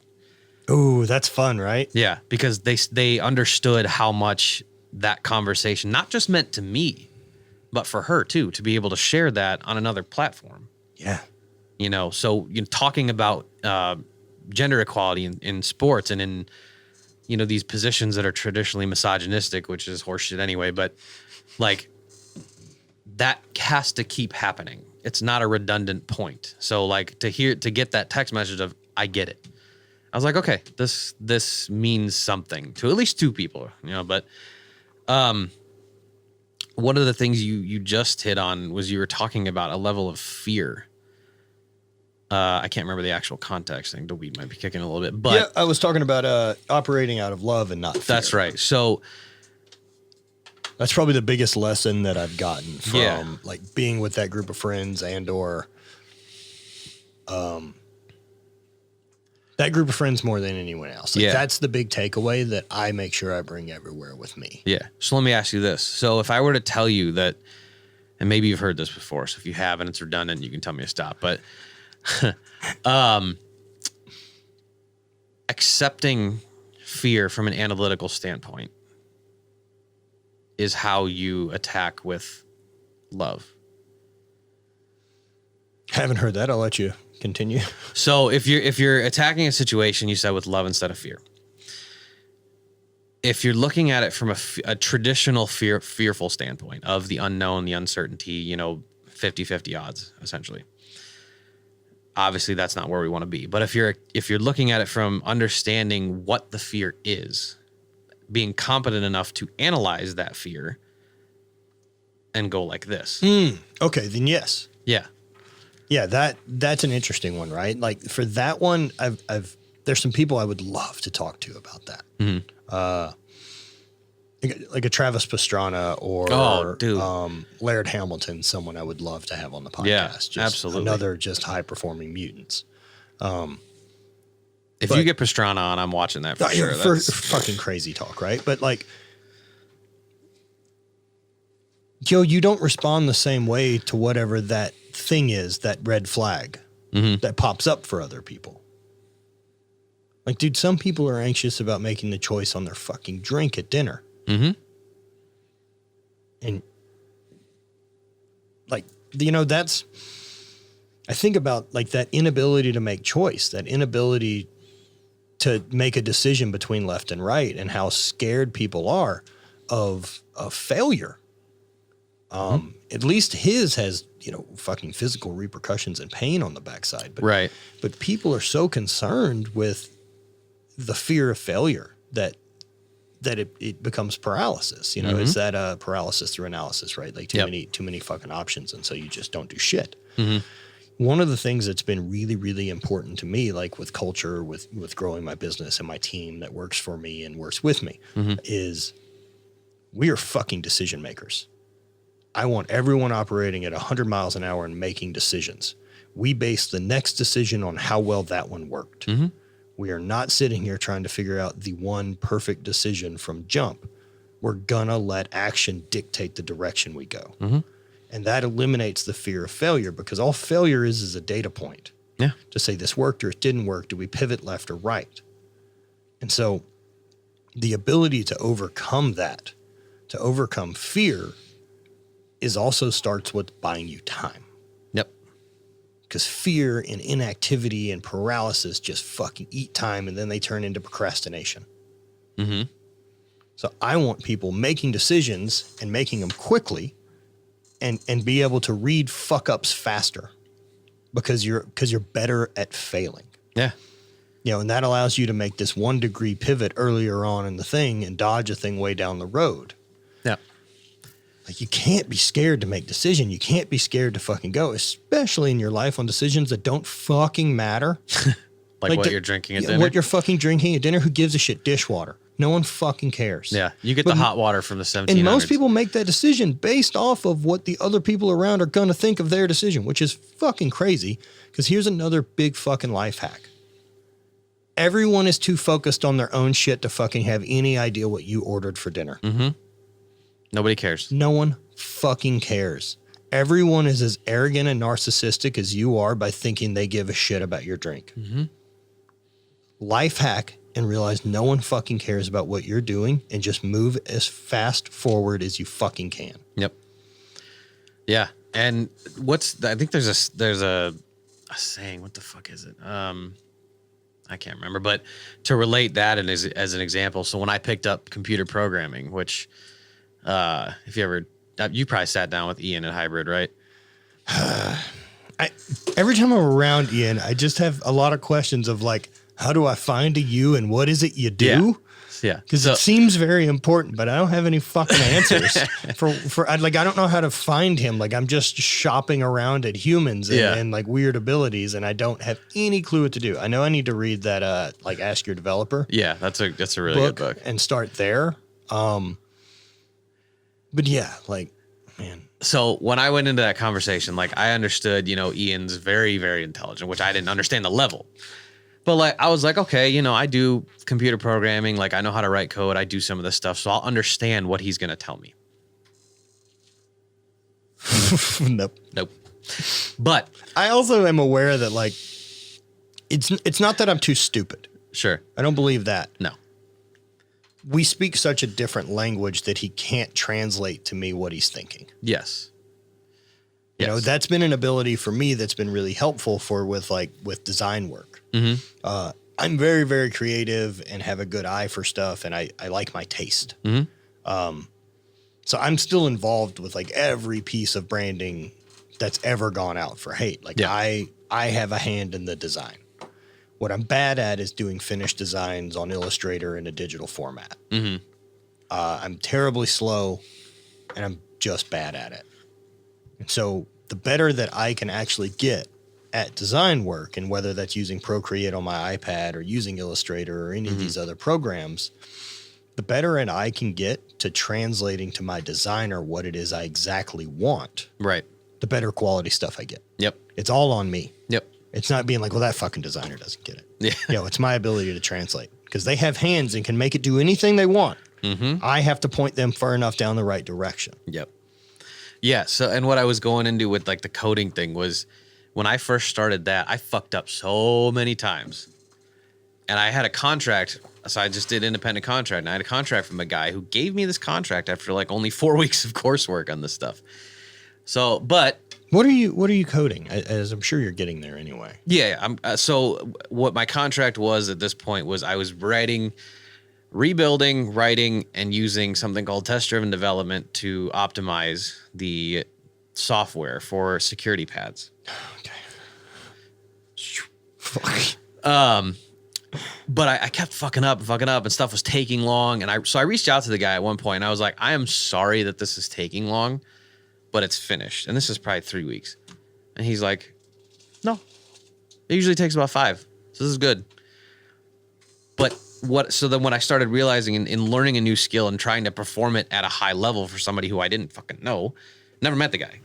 Like I got introduced through a buddy of mine. I never met the guy. Right. And he's going to hand me money to do this. Incredible.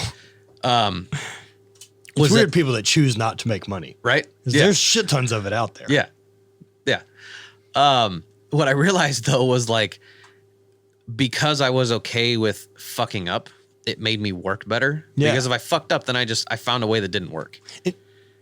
People are pretty tolerant of fuck ups. Yeah. If you're trying.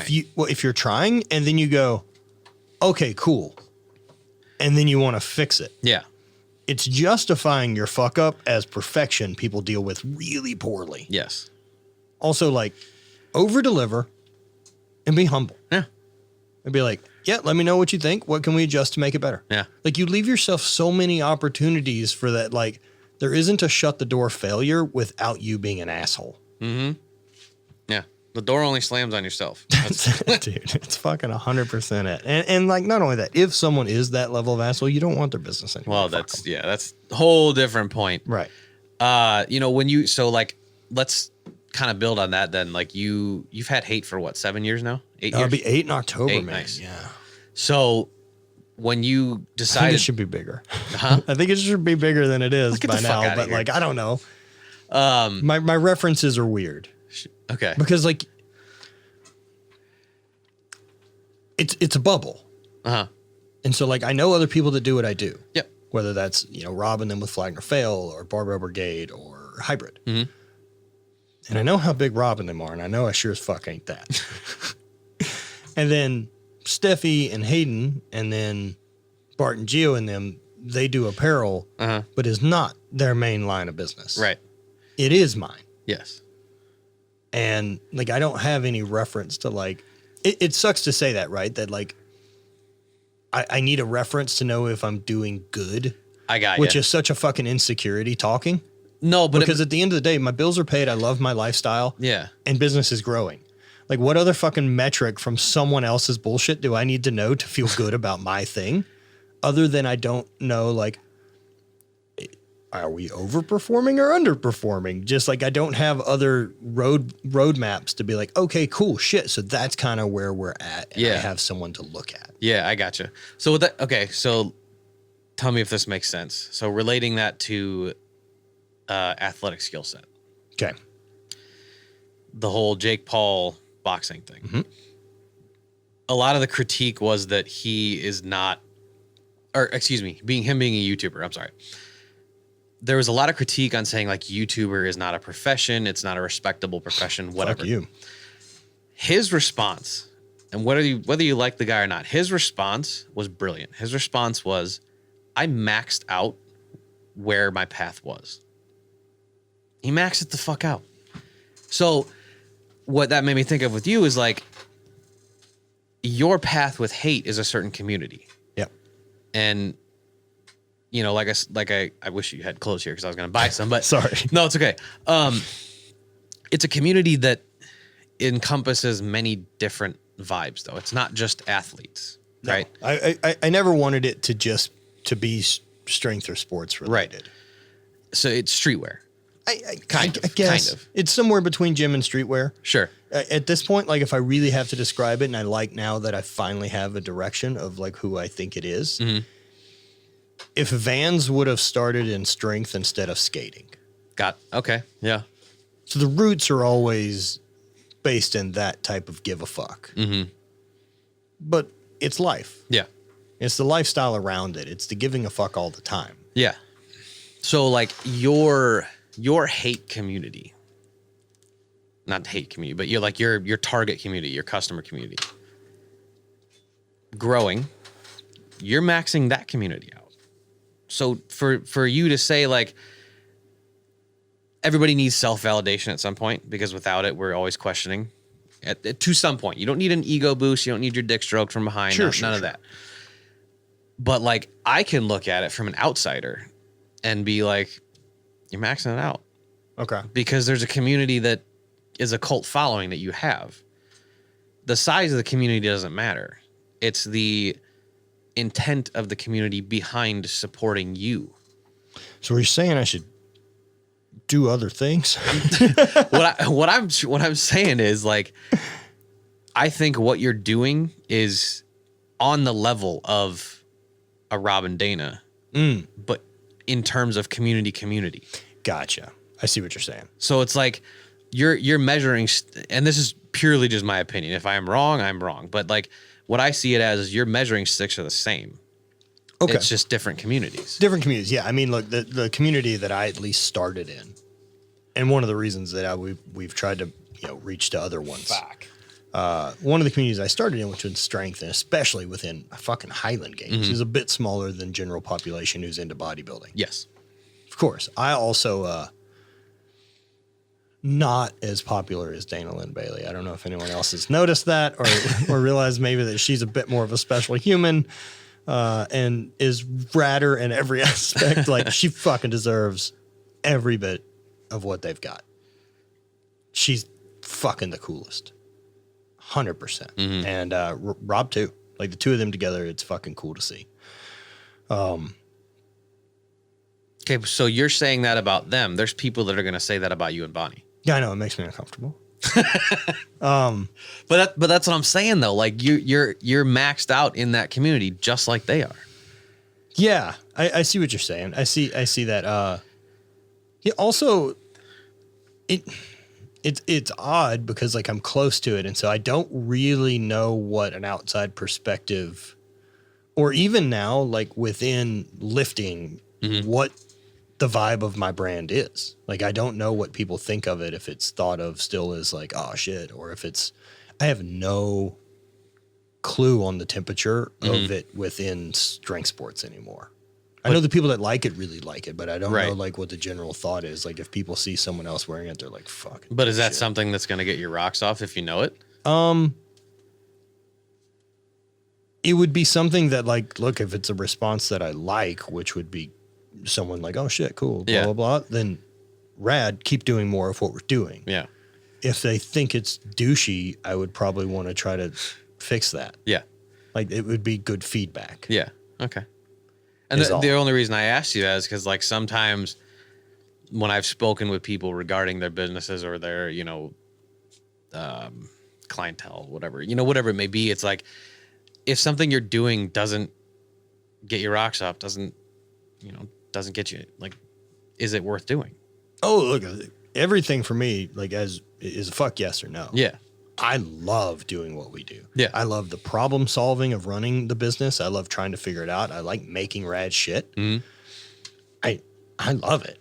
I like photo shooting it. Like it changed. Mhm. There was a period where I really had grown tired of it. Getting Brant on board changed a lot. It really, really changed the business a lot because I had two of me. Yeah. And he had a skill set that this side of me doesn't fucking possess. Bingo. So that when I have done coaching or seminars for businesses, that's been a huge component of what we talk about is understanding as the business owner, franchisee, whatever the fuck it may be, there's going to be things that you need to pay somebody else to do. God damn. As soon as you can start doing that, do it. Yeah. Instead of me doing the fucking 20 jobs that need to be done. And just so people fucking get it, right? Like, we drop something every week, which no one else does. Right. Yeah, that's unheard of. It's fun. It looks chaotic. fun. It looks fun. But it is what it is.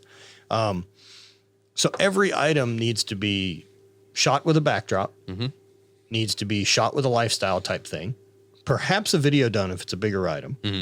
Then that has like a blog written about it, which that needs to be copy edited because I'm a fucking atrocious writer. I may as well just smash a fucking keyboard with a brick and hope someone can translate. You're not this guy? I type very fast. Okay. But I'm not going back to correct a fucking thing. Got it. I'm not slowing down. I don't type fast accurately. Yeah. But I also don't type slow terribly accurately either. I'm just not good at writing words in order that makes sense. Who cares? Yeah, fuck it. So we have a copy editor. We have, Andy, who's been on board now since January. Like he's, 15 years graphic designer and a great photographer. And so every email that goes out for a drop, there's 9 hours of design involved into that fucking email. And so like, I can't do everything. Nope. So the fact that I can hire someone who's really good at emails, like that's like pick people to do the things that you're bad at. Start hiring those people that only have to do one job instead of you doing 5 really badly. Learn to fucking manage. Yeah.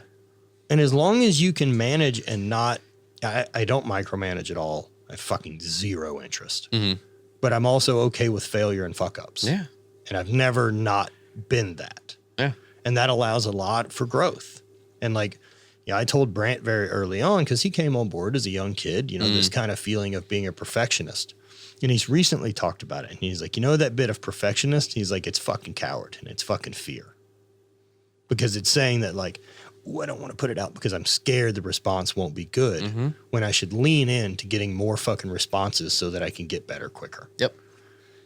And hearing that, like, it's fucking clicking, dude. Yeah. Like that's the type of person. Like that's the culture. I just had like this similar conversation via text with Hayden actually a few days ago. We were talking about, or I think I was just like being like, thanks bro for doing all the work that, you didn't have to do to help me. Yeah. But anyway, fucking man, they're incredible. Yeah. And so I was telling him like this stuff that I'm doing, I wish I would have figured out 7 years ago. Yeah. But understanding also that I got a lot of time left. I got a lot of time left to do a lot of really cool things. And to your point about like, the response thing. So we did a few shirts, my wife and I, just for fun, we wanted to try it. I think we ordered 300. I think we sold so far like just over half. Okay. And we've had them for 6 months. All right. I don't care. Yeah. Because the response we've gotten them have helped me realize what I need to change to do it again and to do it better. You know, so it's like going. So why not at this point? What do you mean? So if you've already got that idea.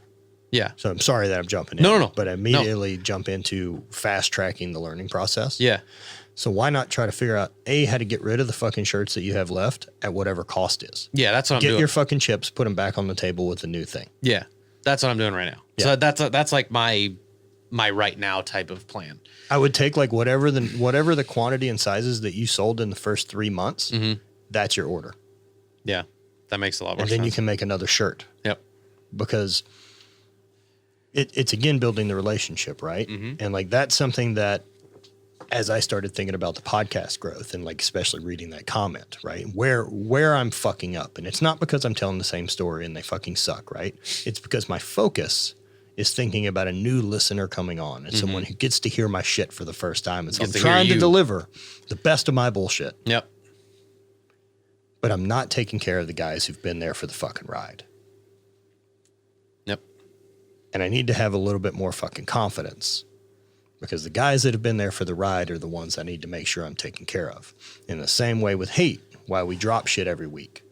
Because I have 2 customers. I have brand new ones and I have returning customers. And we have like a 70+% returning customer rate. Which, look, over 8 fucking years, if one guy orders twice, he's now a returning customer. So it's a bit skewed of a statistic to pretend. Either way. In terms of retention, though, that's really good. Sure. Could also say we're not growing very fast. Either way. But as I have just those 2 type of customers, like new customers are going to buy whatever's in the store because they don't know that they missed something. Returning customers, if they own it, they're not replacing it. Right.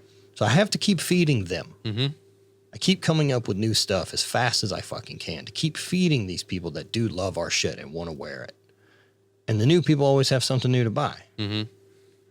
Like, but that's why you can't make a shirt and then stop making shirts. Yeah.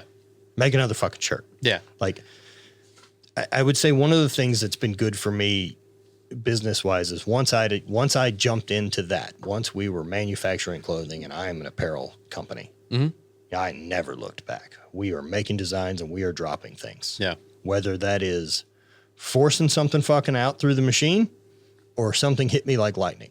But I believe you can get better at finding inspiration. I think you can get better at, I know what my creative process needs and I know what I can do to access like a flood of new fucking ideas and stoke that I can generate for fucking 3 months worth of designs and stuff for hate. I think that's where I'm continuing to learn like my abilities. Creativity was never like my big love, right? I'm a process oriented person, very analytical.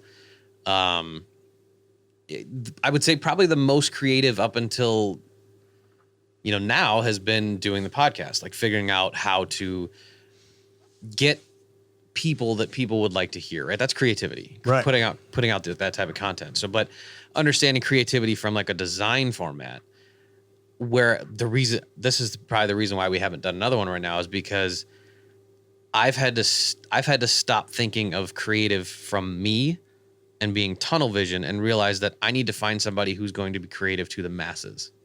See, I never wanted that. Interesting. Because that's your creation. I only want to make shit I like. Yeah. See, and I'm aware of that too. And like, but that's where again, I say you maxed out your community. It makes sense. Like I realize that, which is why one of the ideas kind of bouncing around right now with his goat shorts are becoming more popular and we're selling more and more of them. And I love the tobacco color on those. We've done really well with those shorts and they've been a killer. And so like we're putting out more and we're now starting to look at some collaborations. I've got one that we're working with Josh Bridges, and I may have one where we're going to work on trying to do one with On It, and even perhaps an opportunity that we have with Yeti. Nice. Like would be some fucking cool stuff. And if that's the case, maybe listen to what's going on and realize shorts are what I need to do. So I can always start a second company that is goat shorts and allows for customization and collaboration. You make shorts. Yep. doesn't change the ones that I sell for hate. No, absolutely. And nor does there an oversaturation of, because like Yeti shorts are going to look very fucking different than hates. Right. Or should. Maybe. You know, but like, yeah, I get it. And like, I am fully aware of the snobbery involved in the level of shit that I make for the brand. I wouldn't call it snobbery, because what I understanding from hearing you talk, I would say it's your creativity. I mean, your creativity is what you love doing. Like you want to be creative. I'm assuming like that's that gets your rocks off. Thing, yeah. I know like making stuff. I just know that with my creativity, there's a limitation on what I pour my creative energy into. And right now that's this. Sure. And so understanding where, like, if I try to, or if I keep going into something that would take away my energy from this, is this going to suffer? Of course it will. Yeah. Yeah, So yeah, like, yeah, that's where my wife has actually wanted to start doing creativity stuff. And I'm like, great. Hell yeah. Because she is creative. She's a good artist. She likes weed like we do. So, you know, things will happen. And that kind of, for me, like, has been a good awakening point of like, I'm learning more about myself as a business, not as a person, as a business, you know, so to speak. Sure. So I don't know. Maybe that's the wrong way, the right way. I don't really. Yeah, I don't know. Look, I don't think there's any fucking rules. I mean, that's the other thing. The other side of it is no one fucking knows. Yeah. No one has any fucking idea. Like the actual fucking route, like no one knows. We can all speak in some big generalities, which is all we ever share. Yeah.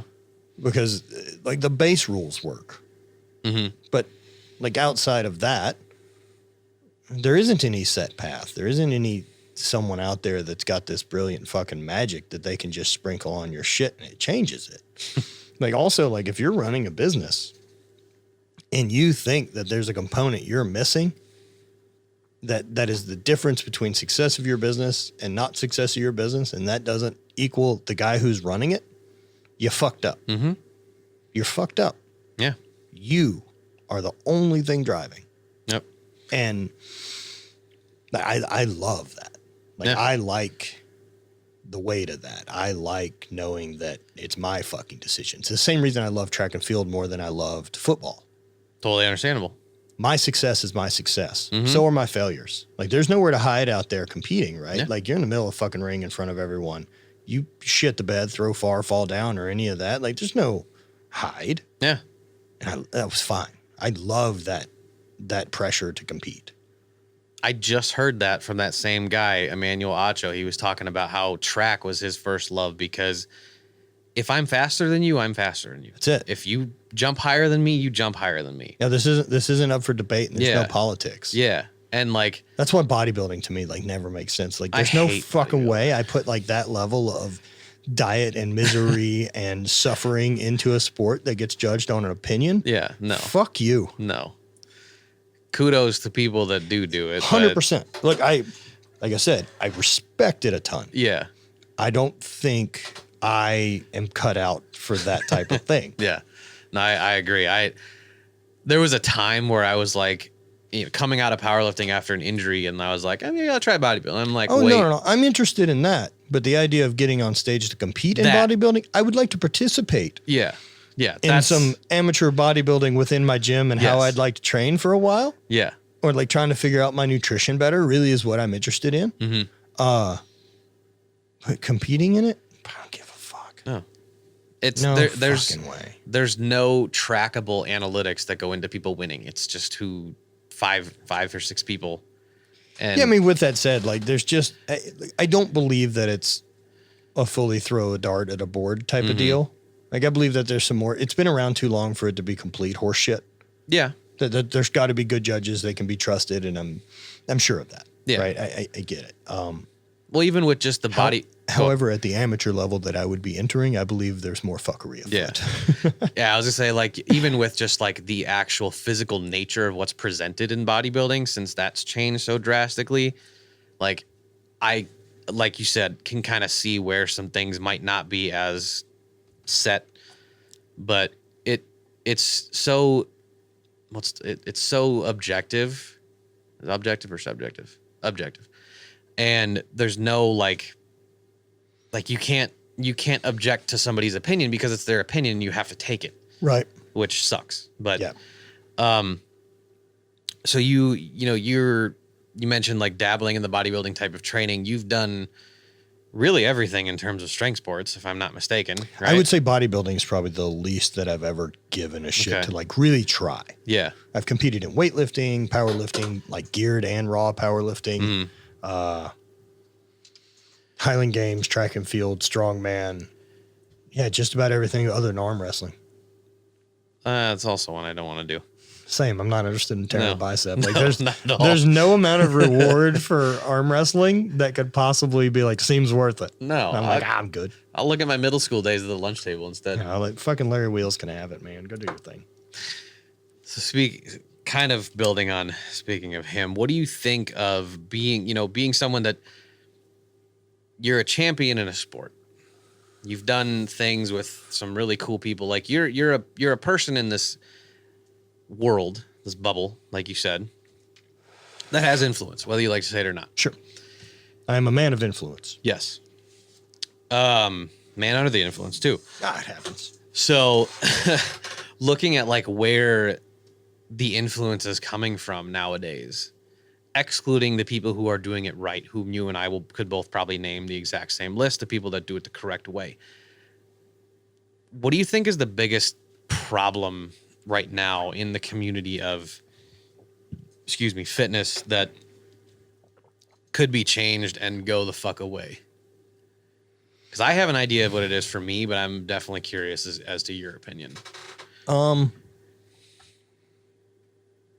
So I don't see the problem within the fitness community from the influencer side of thing at all. Like, Okay. I don't give a shit. Right? It's kind of the way that I feel about Nickelback. It's an analogy I use a lot. It works for Nickelback or the Kardashians or fucking anything, right? I'm not mad that someone has figured out how to make a living. Not at all. In any fucking case, especially if it comes with that level of freedom. And if you have figured out how to live the way that I get to live my life, congratulations. Yeah, somebody's happiness should not piss you off. Doesn't bother me in the least. Yeah. However, I'm sad there's a market for shit music. And I wish that there wasn't a market for fuckery. Yes. I wish that we weren't still having to say toning. I wish that we weren't still trying to convince people of spot reduction or... This is a concept I worked on a while back, and I really like the idea of it. But stupid people want magic. Okay. And there's tons of fucking stupid people out there. Stupid people want to believe that it's some fancy smoothie or it's the pill or it's some fucking waist trainer or it's this hunt, this forever fucking hunt for the one program or exercise that's going to make you into who you believe this influencer is, that you're going to become Larry Wheels. And like, yeah, you're fucking not. No. There's one. He's it. And he's an alien. Yeah. He doesn't fucking play by the rules the rest of us do. Anything he does probably would have worked. That's the other thing about super mutants. That just happens to be the program they committed to. Anything they would have committed to would have worked. Yeah. And so people want magic instead of the reality. People don't want the reality of like, oh man, what's the best way to get strong? Like, well, I'd recommend, a pretty linear periodization of programming done with moderately heavy weights without injury for a decade. Right? Like, that's your fucking approach. It's don't get hurt for a fucking decade. Keep trying. Keep chopping wood, motherfucker. Like, that's the answer. That's the answer for your career. That's the answer for your relationship. That's the answer for your fucking life, is that every day you get up and choose to chop fucking wood and get better. Choose to do the work.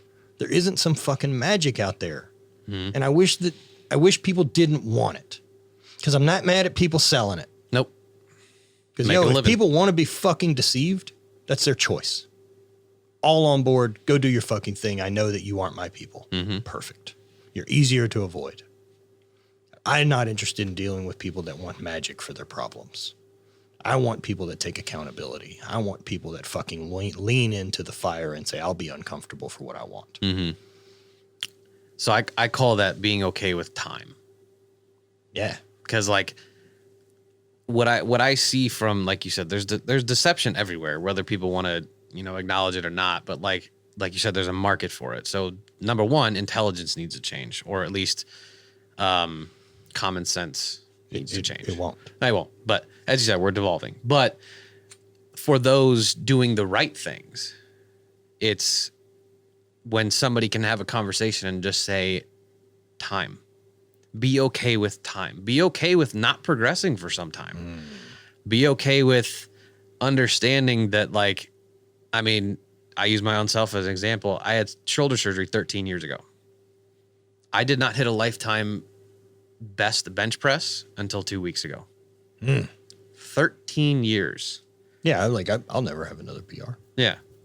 And I was lucky to do it. Lucky. Lucky. I'll never have another PR. But so like when people in anything, fitness, business, whatever, there's an unknown ignorance to seeing deception marketed as attainable, like an attainable goal, or an attainable and that's thing. how I always feel about those. Like, look, if someone's selling you investment ideas and a fucking day's in, just be careful. Does it come with a blowjob, or is that extra? It fucking should. But like, you can sniff out bullshit, and you sniff out bullshit due to experience and like learning. Yeah. Right. Like, yeah, man, I'm with you, but people fucking want to be deceived, dude. People want to be lied to. I mean, the amount of stuff people believe is fucking incredible. I mean, we're back to a point now where we have part of the population that believes Earth is fucking flat again. Yeah. This is a thing we sorted out 8,000 fucking years ago. Like, we hung a guy for it. Yeah. Like Galileo. Yeah. I mean, we're back in a time that things are so fucking comfortable that we can start stressing out again about things we have figured the fuck out. Yep. Instead of progressing. Yeah. It's questioning facts instead of questioning like stupidity almost. Like, why question a fact when you should question the person who makes some claim or, it. Well, like, man, and it's just all these anecdotes that build up to this idea that there's illusion, for something like a flat earth, right? Whereas there's too many things that I have to check off in the fucking crazy column to get on board. Like, so satellites don't work because orbit doesn't work. Are we the only disk? Are the sun and moon both disk? Yeah. Like, there's a lot of things like, so what about things that we've seen in zero gravity, whether that's on the Vomit Comet or in orbit? I understand now that if we're talking about orbit, that means all those people are liars. And like, how did physics work? Because I'm aware satellites exist, right? Like, can we agree that satellites exist? Because how does that work with the thing being flat? Do they just self-propel up and float above us? Like, there's too many very logical things that equal this thing has to be round. From the way that we see objects in zero gravity operate, say liquids, which essentially our thing is, with a molten core and a fucking crust. That, of course, it turns into a goddamn ball because the center of it's really heavy and it's all trying to congeal there. Gravity works because Earth is trying to pull us into the core and kill us. Like, there's too many facts that are in the way of me believing this bullshit. I'm sorry that you're not interested in facts. Yeah. But that doesn't mean you're right. Yeah. You don't get to like have one anecdote that makes me go like, that is interesting. But I also don't have a way to prove your thing, but I know how things operate in fucking zero gravity. Yeah. They turn into balls. Same way they do in the universe. It's like the ability to have free will to ask, to ask more, ask if there's more. Yeah, but you can't change the facts to your reality. Exactly. That's not the rules. Exactly. Like, you have to know when to turn that off and just accept something. Well, everyone is entitled to having an opinion. Yes. That does not make that opinion valuable. Right.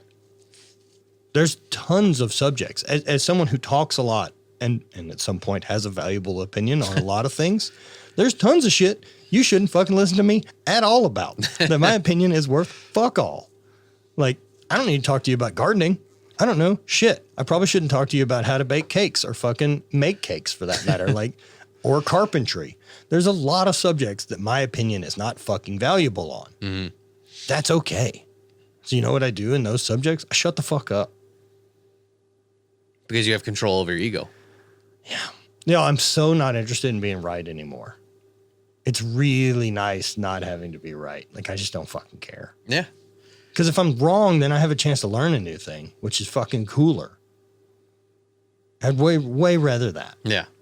Yeah, no, that's a cool way to look at it. And like, I mean, I guess it all just ties around to being okay with fucking up and understanding that like one wrong outcome doesn't equal like death for whatever this thing is.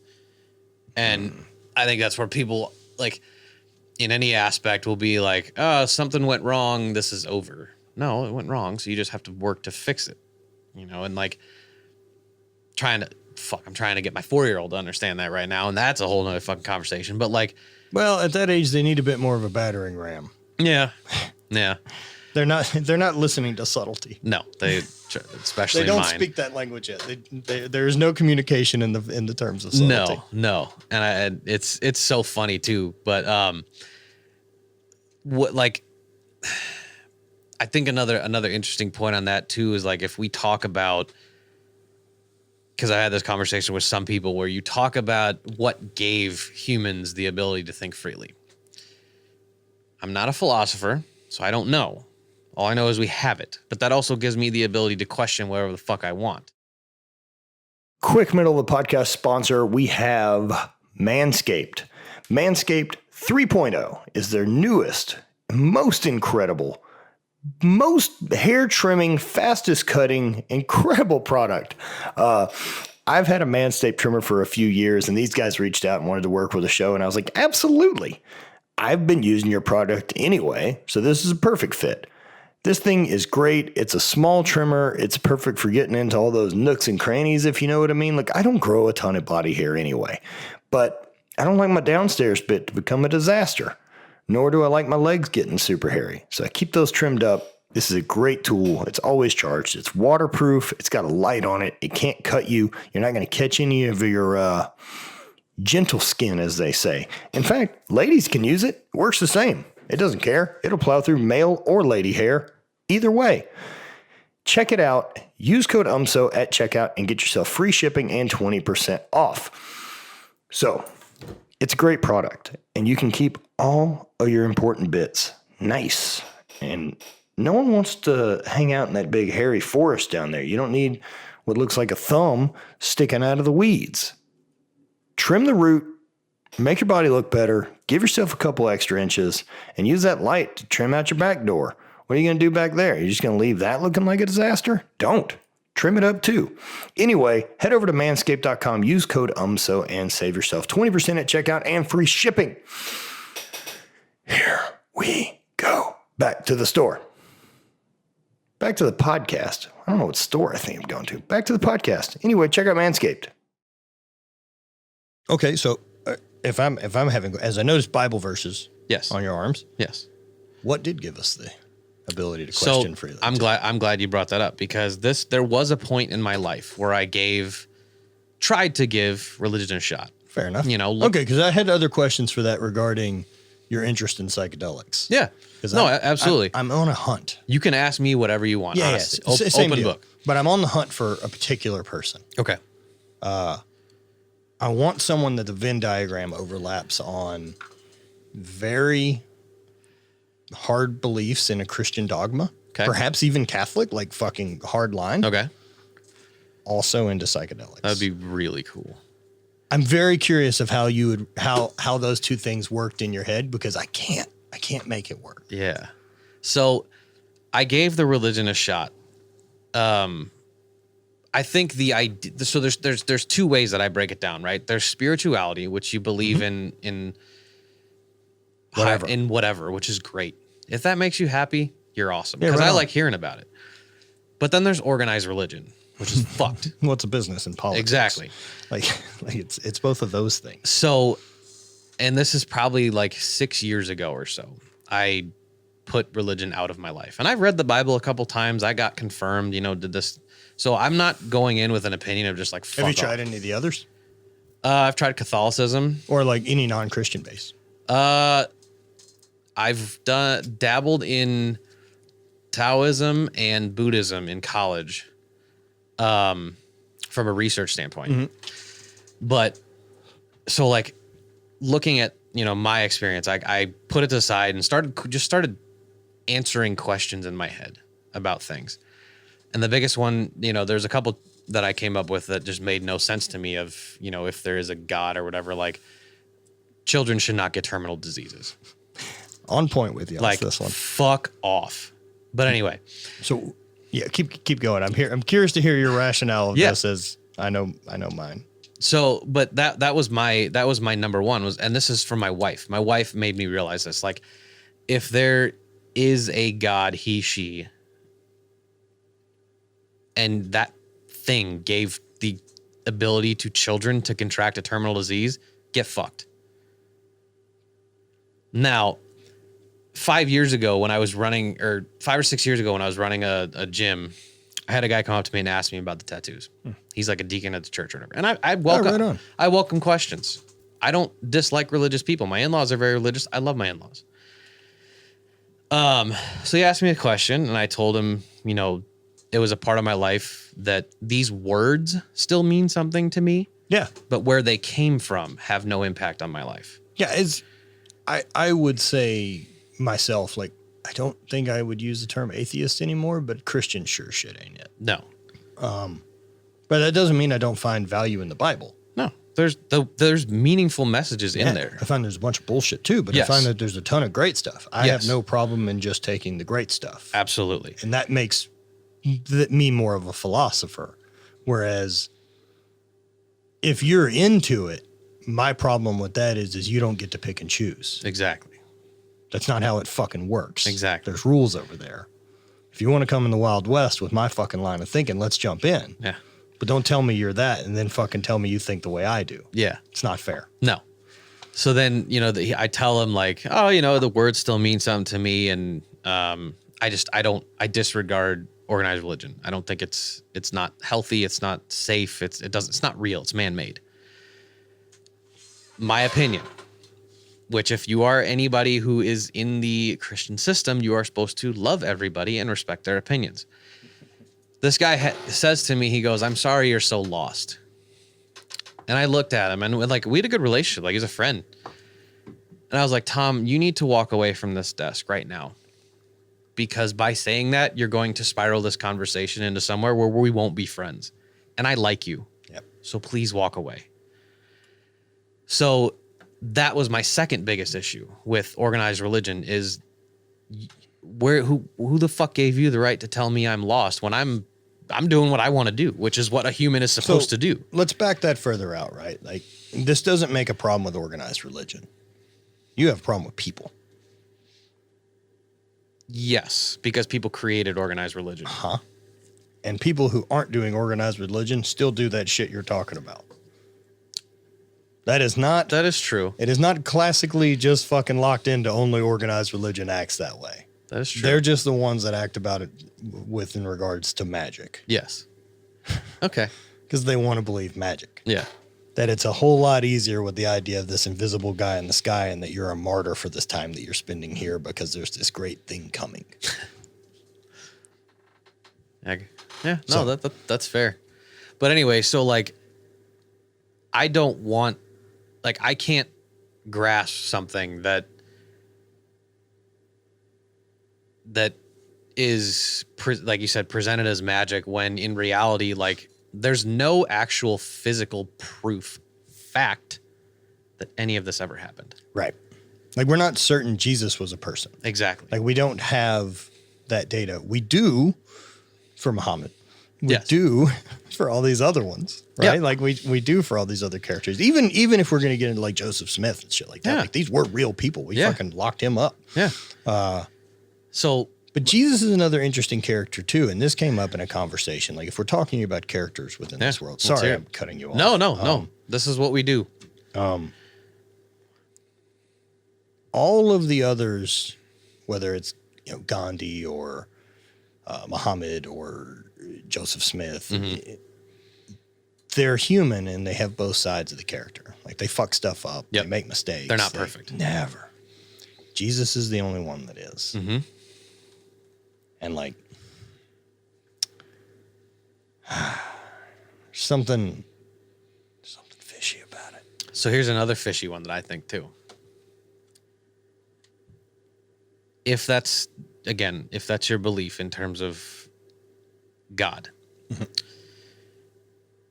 which would mean we all came from Adam and Eve, which we would mean there's one God. Yeah. Yeah, big G God. That's who we're currently discussing.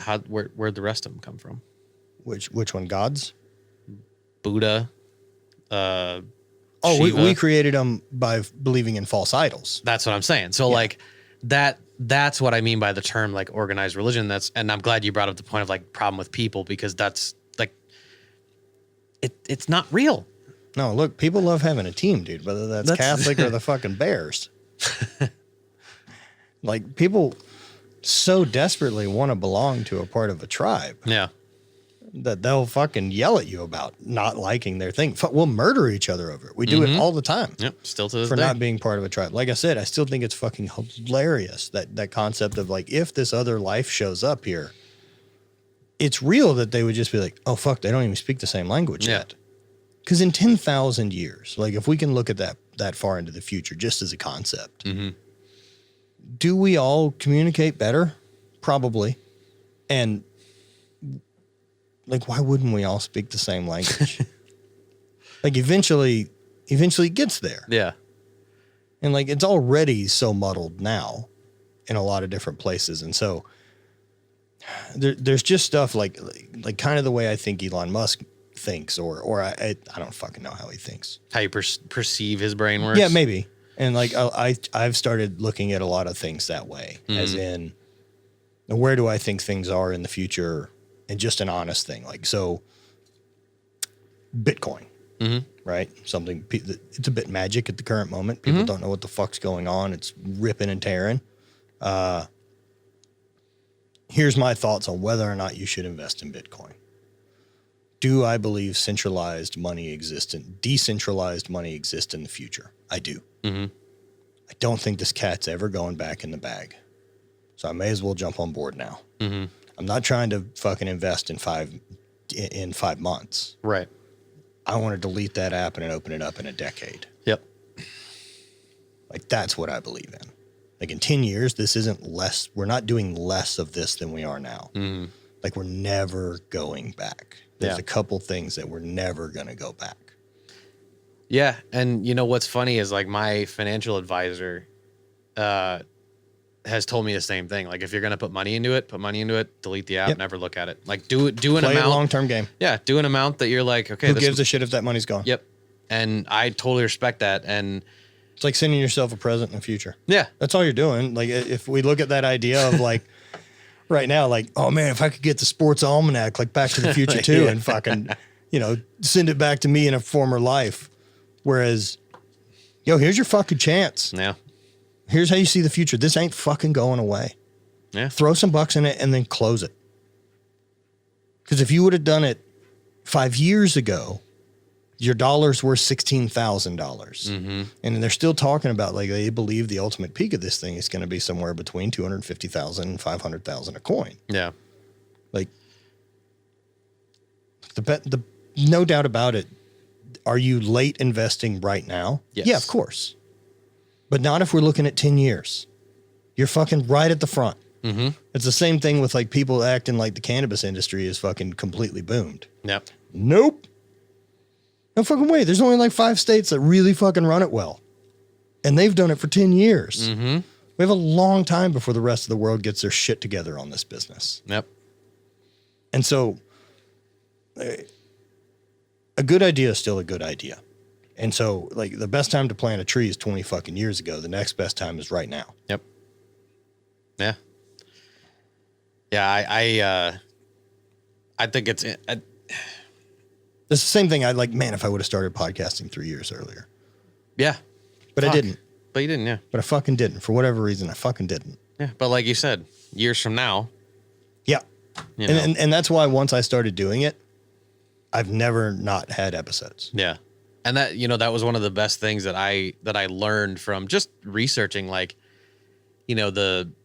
ones that I follow, of course, but then you look at like Rogan, how many, I mean, that's maybe an anomaly, but like the ones that I follow. So like yourself, Massonomics, there's a couple business ones, the people that put out weekly, bi-weekly, whatever, more often content than not. Mm-hmm. You look back at like the start of how a podcast started, and yeah, the audio's not great, but you just keep fucking doing it. And that's with anything. That's any skill in life. You're not going to be good at everything. Yeah, right? these mic arms are not going to get me more listeners. Yeah. One bit. But I wanted them because it makes me enjoy doing my job better. Exactly. And I want to set as many little happiness traps as I can. I can sit here and talk all fucking day because this room's great. Mm-hmm. Yeah. But those are little pieces that are going to make the big thing grow. Yeah. Don't get confused that you also need this for day one. Yeah. Man, I can still record just straight to my phone without speakers. It gets the job done. If you have good content that's interesting, it beats all the fucking shine. Yeah. That was the hardest pill to swallow for me. Well, one of them was when I first started, bought like some shit little microphone to plug into the computer. It worked fine. Yeah. The sound was fine. And then, I started wondering like, okay, do I upgrade stuff? I'm like, nah, not yet. But then when the time came where people gave a fuck about what I was saying, then I'm like, okay, I'm gonna Straight reinvest. yeah, get the headsets, make things sound a little better. Dude, I did it for a long time. Like my original setup was I had a Zoom recorder. Mm-hmm. And I had 2 wireless lav mics Okay. that I would plug into that. And then we would just sit here with lav mics on and talk. Yeah. So no headphones, no even microphone. It's just this tiny. The one mic. that ties up here. Yeah. And it was easy to forget that you're being recorded. Mm-hmm. That was a cool aspect of it. The tech of it, there's a reason the good shows do it this way. Yeah. Because you were locked in. Mm-hmm. And I love it. At the headphones thing, I was like, fuck, I get it. And then as soon as I got studio, I was like, fuck, I get it. I mean, they're all expensive things, so it's not like I could have done it. It's not like I was sitting on this great fucking plan and not executing. It was as soon as I was able to, I did. Yeah. And that's the best piece of advice I've had from, because even coming in here, now I'm thinking of, okay, what would I want mine to look like? Yeah. Well, how do you build your spaceship? This is Matt. Matt's cool. This room's cool. But what's mine like? Yeah, that's exactly what I dig. And I just want a chance to build my own shit. Yeah. I see the opportunity in podcasting to make it so lucrative. Yeah. It's unbelievable how, like you were saying earlier, people want to listen to, whether it's intelligent or not, doesn't fucking matter. Doesn't matter. As long as it's a good conversation about things that either A, they don't want to have with other people because they don't have the right people in their lives, or B, kicks them in the nuts and is like, oh, I never thought about that. And there's so much of that shit out there. There's a ton, dude. We really undervalue what an incredible tool our phone is. For a thing that we try to bastardize and act like those fucking phones are really a problem. Get fucked. Yeah. What an incredible piece of technology. Unbelievable. Incredible. I have access to every movie, every book, every podcast, every song with me 24 hours a day, and a camera and a video recorder. What excuse is it that you don't have the skills that you would like to do the thing you want? There's a YouTube tutorial for everything on earth. Literally. You can make a living making YouTube tutorials. There's a ton of people doing it, right?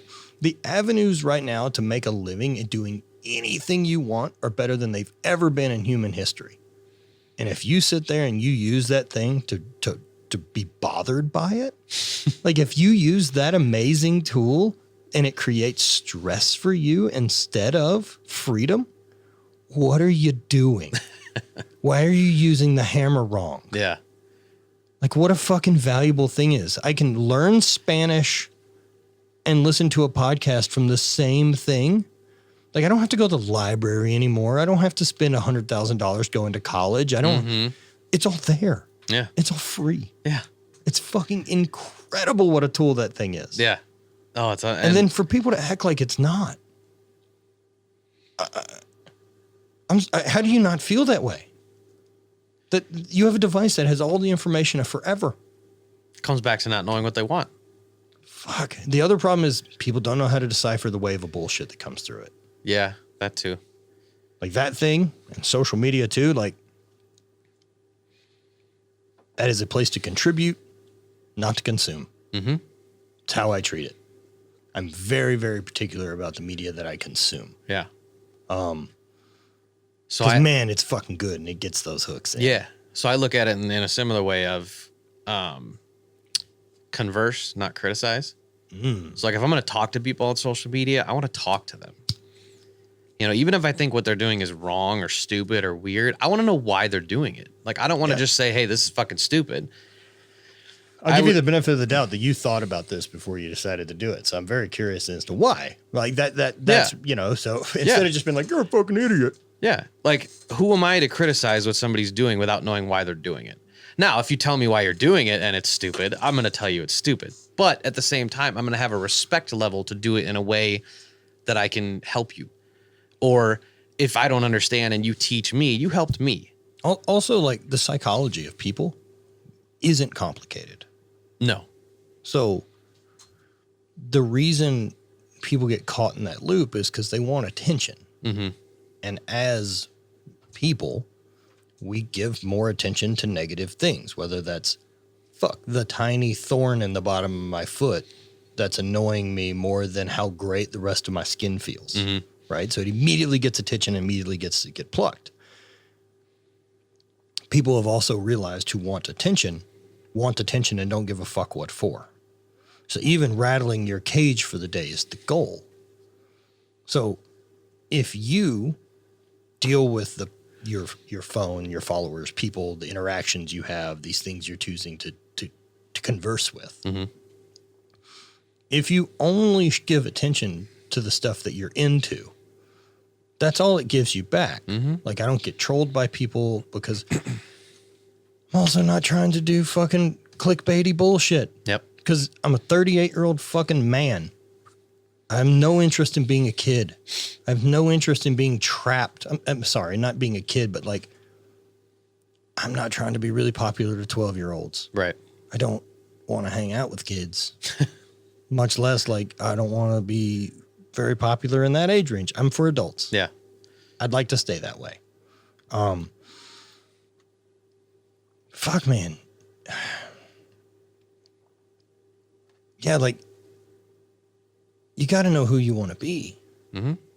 And like what you want that direction to go, and just you're sitting there and criticizing and doing that. No one with their shit together does that. Like, look at that fucking roadmap. No one with their shit together acts that way. Mm-hmm. And like, so don't try to, like, if you act that way, and something I'd read recently or I really liked, right? And it's like, in levels of success are kind of like people with their shit together. Mm-hmm. The bottom level of people talk about their, like, other people. That's what they spend their day talking about. Sure. They did Okay. this, Yep. and this person did that, and I saw this, and Yeah. they blah, blah, blah, blah, and they have blah, blah, blah. The next level of people up from that talk about problems. Like, oh, fuck, you know, this car, or I can't figure, you know, whatever this is. The next level of people talk about ideas and how to get from A to B and how to go forward. Every step down the ladder is a more reactive personality and less on the offense. And you're getting so fucking distracted by all this bullshit around you. And whatever it is, that closest layer of bullshit is to you, maybe it is people. And so that's what the focus is. But if you can escape that, then you have some actual problems to fucking figure out. Yep. And then once you can fucking escape that and realize like those are distractions, then you can focus on ideas and building and creating and chasing ideas. And that's really fun. Yeah. There's a how did this get worded? I don't know. I heard a quote similar recently to that. It was like successful or unsuccessful people focus on problems. Successful people focus on how can I help you? Yeah. It was something like that. I don't know. I might be fucking that up, but it was like completely flipping the script on how perception would have it of like unsuccessful people. You would want to think, how can I help you? Or no. Fuck. I know I fucked up the quote, but anyway, whatever. It was essentially saying like, in order to be successful, to be happy, the ability to give brings back more. 100%. And I figured that out like a couple years back. Yeah. That the difference in how that felt. Mm-hmm. But I think it's one of those things that it's easy to see from the other side. But when you're in it and it's such this survival mode that like, it's fucking really scary to get off the gas pedal of whatever you're doing because it's all barely working. Mm-hmm. And you're trying to sell me on the idea that somehow doing less and trying fucking less hard makes us go forward. I don't believe that. Yeah. And it's a really, really tough thing to figure out. Mm-hmm. It's a really tough thing to figure out, that whole giving, and that to me has been able to like, it absolutely changed everything. Like the idea that I try to stay on 51% of the give, always in the relationships I'm in. Like that's that back to that. How am I valuable? How am I not irreplaceable in my group of friends? Like, I love being someone that's counted on. Yeah. That means the fucking world to me. Mm-hmm. And I'd be willing to fucking to die on that one for people that like anyone who knows me and has me as an ally. Yeah, I'm unwavering. If you fucking need something, I'm there. I respond quickly and I will do anything for it. Mm-hmm. And with that said, I may have a guy that can help. Yeah. Like, that's one that Hayden and them will bust my balls about. Like everyone, you meet tons of people that are like, oh, I got a guy. Yeah. I have a guy. Yeah. And I have it and I can hook it up and I can make this work for you. Yeah. So interesting story here that I'll share with you. So my wife and I, we went through some marital issues recently. It happens. And almost came to the point where we were going to split. Whew. So I had to figure out, and obviously she had to figure out things too, but it's her place. Yep. I had to figure out exactly how you said, how am I irreplaceable for this family? So man, that's a whole fucking different thing. Like going to counseling and like understanding what I'm not doing, not what I am doing, but what I'm not doing or what I'm doing and shouldn't be doing. So like figuring out how to be irreplaceable, invaluable is sometimes a kick in the fucking balls. But until you can admit where you're not valuable, yes, you don't get the other side. Yes. And it was almost honestly an understanding of figuring that, fuck, I am on the route of being replaceable. And, are we perfect now? No. But are things better? Yes. Because of that ego check and understanding, dude, you didn't make yourself irreplaceable yet. No. And that's 5 years. That's a long time where I didn't do that. Yeah. But it's also only 5 years in a lifetime. Right. Especially if we're playing a long game. Yeah. Getting divorced is really fucking lame. I've heard it's really hard no matter what. Mine went really as good as two people could fucking amicably do a thing. Yeah. And it was still really fucking lame. I believe it. And I'm still very close with my ex. Which is great. It is. I'm very, very fortunate in that. I love her a lot. Mm-hmm. Yeah, I got to grow up with that human. Do you know what I mean? Like, yeah. I love Bonnie and I have something special with her. Mm-hmm. And because you only get one shot at this life thing, right? Like,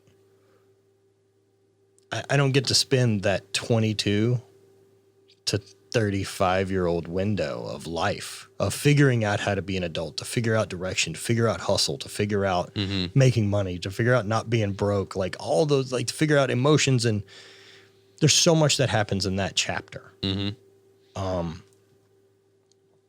I can't ever share it with her. Right. You know, I can't ever have that thing. And I'm glad that I didn't lose the person that I shared it with. Yeah. Because we didn't want to go the same direction anymore. And, you know, the more mature I've gotten, and then, you know, I guess the more work I've done on me, like I realize where I fucked everything up. And it was me. And not only that, like oddly enough, right? Like, we just finished our little short film, Fragile. Watched it. It was great. Thank you. I wasn't fucking prepared to watch it. So Brant had been working on it for like 6 weeks, and I don't involve myself. Sure. Yeah, I know what was shot. But you didn't know the I don't know what he's editing. I don't know the story or how he's telling it. I know it's going to be toward the end of a series that we did, so I know it's getting more time and it matters. But I'm expecting it to be another YouTube video along the vibe of what we've done. And as soon as we start watching it, like the first time, we're watching it when we were in Montana with Rob and Dana, and we're using their theater, and like we're premiering it. Yeah. Like we're having a fucking good time, and it's, oh man, it just fucking destroyed me. Like I just sat there and like I wasn't cool for 24 hours, dude. Really? I wasn't fucking cool. Like I just sat there and I fucking cried a bunch, and you know, thanked him a lot for, you know, for sharing that story and getting to show it. I just don't think anyone's done a better job. I sure haven't. But looking at it, and especially looking at me in the first section, that's all the old clips. Yo, I'm not okay. Like I can see the difference in my eyes. Like, yeah. And like, I don't look at that old shit. Like, why would I go back and watch fucking videos from 5 years ago on my YouTube channel? I lived it. I don't go and review any of it. Right. I wasn't okay. I was able to keep a few things together. Like I didn't let my fucking brand fall apart. But like in that window, man, like I got hurt. I lost my sport. I got fired from my real fucking job. I had my income reduced in half. I couldn't get out of physical pain. Struggling in my marriage. Yeah, I wasn't all right. I wasn't okay. And, even talking with my ex about it, I shared it with her, and I know that she may or may not watch it as same reasons, right? Like it's just too much. Yeah. But like just apologize to her. Again, like, I fucked up a bunch of stuff, man. Like I wasn't all right. I wasn't all right. I've been there, and like, like I said, with my wife and I's own personal, issues that we're, we've worked through, but we're still working through. I mean, it's something. That's all it ever is. Yeah. It's something that, when I made the reaffirmation of like, okay, I'm committing to being irreplaceable. Yeah. I just said, all I need from you is to understand that's going to take time. And she was, thank whatever. She was good with that. So like understand and people changing, like what I've started to notice as I've become more, I'm like I said, 33 this year. So what I've started understanding is that the pursuit, like you were saying, the pursuit of an expectation is where imperfection and fuck ups that are unfixable happen. But if you have an intent, which like now I have a new intent, for my wife, my kids, for me, for business, for training, for all this shit, like intent it's a never ending chase, but it's a never ending chase that only goes the right direction. Yeah. So I'm good with that. I'm good with understanding that I was a piece of shit. And this is the first time I've shared this story, by the way. Good, man. So I'm good with that because it's going to positively affect everything else. So you don't you don't get to fix things until you realize something's broken. Right. Or at least admit. And like that's a big concern I have with our overall society. Mm-hmm. Especially the US. Like, man, we got a lot of good. Yeah. Like we have an incredible landscape. Mm-hmm. Our fucking country is a beautiful, lush, incredible place. Absolutely. But there's so many of us that are so interested in being right that they're not interested in getting better. Mm-hmm. And that's really tricky. It sucks. That's not a good long-term thing. No. Until we can start admitting that we're not the best, we can't get better. Mm-hmm. And I don't know that we'll make that pivot. I don't either. Honestly, I like part of me has the perception that it's just going to keep going that way and we're going to end up blowing something up. I mean, don't get me wrong. I still believe that as far as other places on earth to live, the opportunity for success is still the best here. Yes. I just wish everyone felt that. I have a take on that. And with you being as well spoken and well thought out as you are, I'm going to throw this at you. So everything that's going on recently, race relations, political differences, whatever. Mm-hmm. I think the biggest thing, one of the biggest things missing, there's a lot, but I think one of it comes down to the differences in societal demographics in this country. So let's just take white, like growing up in a white neighborhood versus growing up black neighborhood. Sure. When is the last time you heard two white guys just call each other and say, "Hey, I don't want nothing from you. I love you"? That doesn't happen. It does in my world. Most of the time it doesn't happen. Fair. Okay. Generalization. Yeah. But like the friends that I have in the black community, it's built on love. It's built on genuine care. So fixing that from an overall standpoint, like understanding that it's not abnormal to call up a buddy and be like, "Hey dude, just checking in, love you." Or text message like that. That's something that, I think is missed. So is what you're questioning, or what you're asking my take on is why I think there's an emotional retardation to men in this country? That. To white men in this country? That.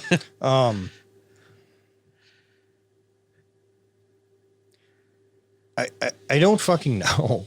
I know that,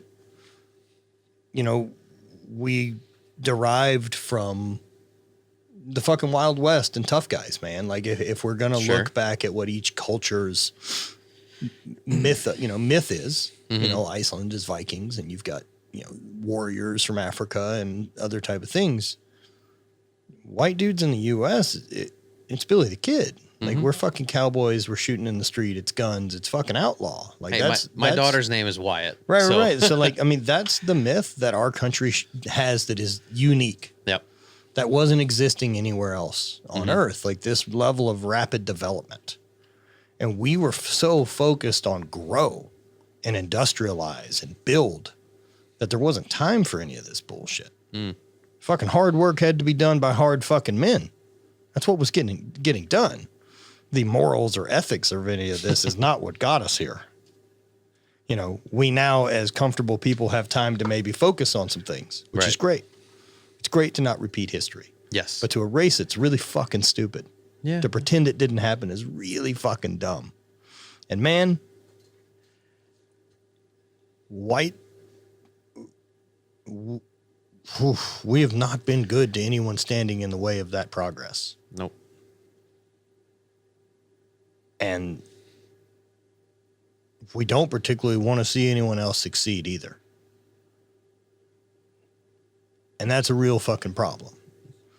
One of the biggest. Because if that's really what we wanted, then we've made a mistake of having as homogenized a society as we have. Mm-hmm. But that ain't fucking going back either. Nope. That cat's out of the bag. You don't get to have 330 million people that all look the same. No. So we better figure out how to operate together. Yeah.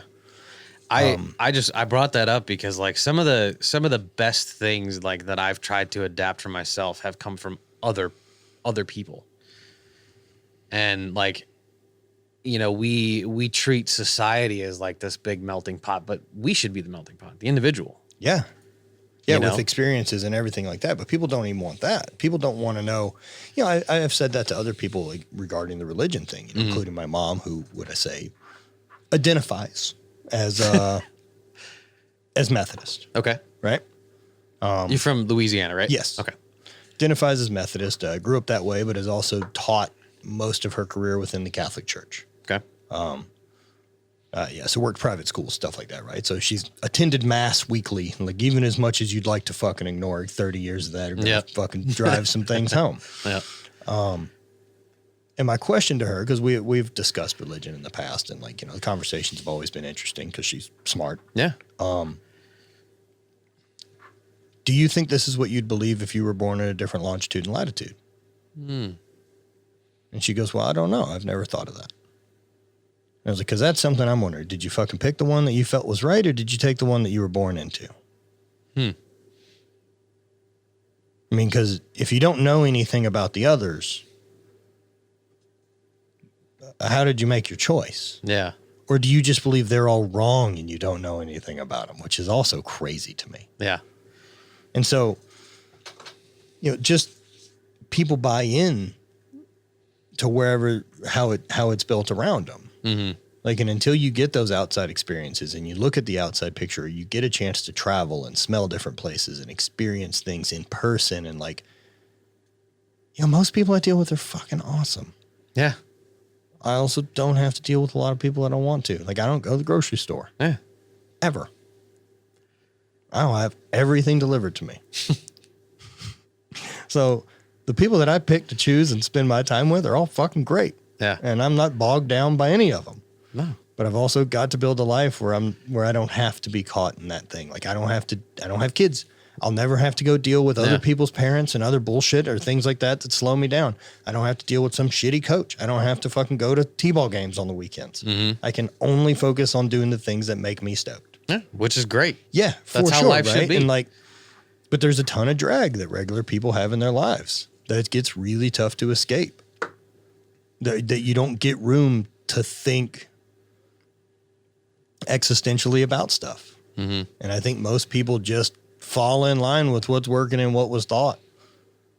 Yep. And then anything else seems too far out. So you just say, fuck it. Nope, that's dumb. Yeah. Yeah. And, you know, in terms of like building a circle, like you make your circle what, you know, your circle is what you make of it. You have the opportunity to build or to take out whoever, whenever, you know, and relating, kind of coming back full circle to like meeting people like this. Like I picked the people, you know, you were facilitated through a mutual friend, which is great. But like, and look, something like that, right? Like I got a text from Hayden and he was like, hey, you should meet Andy. You know, I think he would be a great podcast. Blah, blah, blah. He's getting started. And my immediate answer is yes, because it was Hayden. Yeah. Yeah. It's not even fucking, I don't give a shit about anything else. You need something, I'll do it. Yeah. You believe this is beneficial for me? Okay. Yeah. So like I would have sought you out regardless because Steffi had also talked to me about you. So like I was going to do that. Pretty honored. So, but like I seek out people, whether it's going to be my intimate close friends or my friends that like, I don't know, maybe after today, like I'll text you once in a while, just, hey, got this idea. What do you think? Dude, you know, that's still, to me, that's part of my circle. You're very much like me in that sense. Yeah. Like I do a very good job of staying in touch. As someone who does it well, as long as you don't believe that there's a scoreboard being kept. Correct. It all works fine.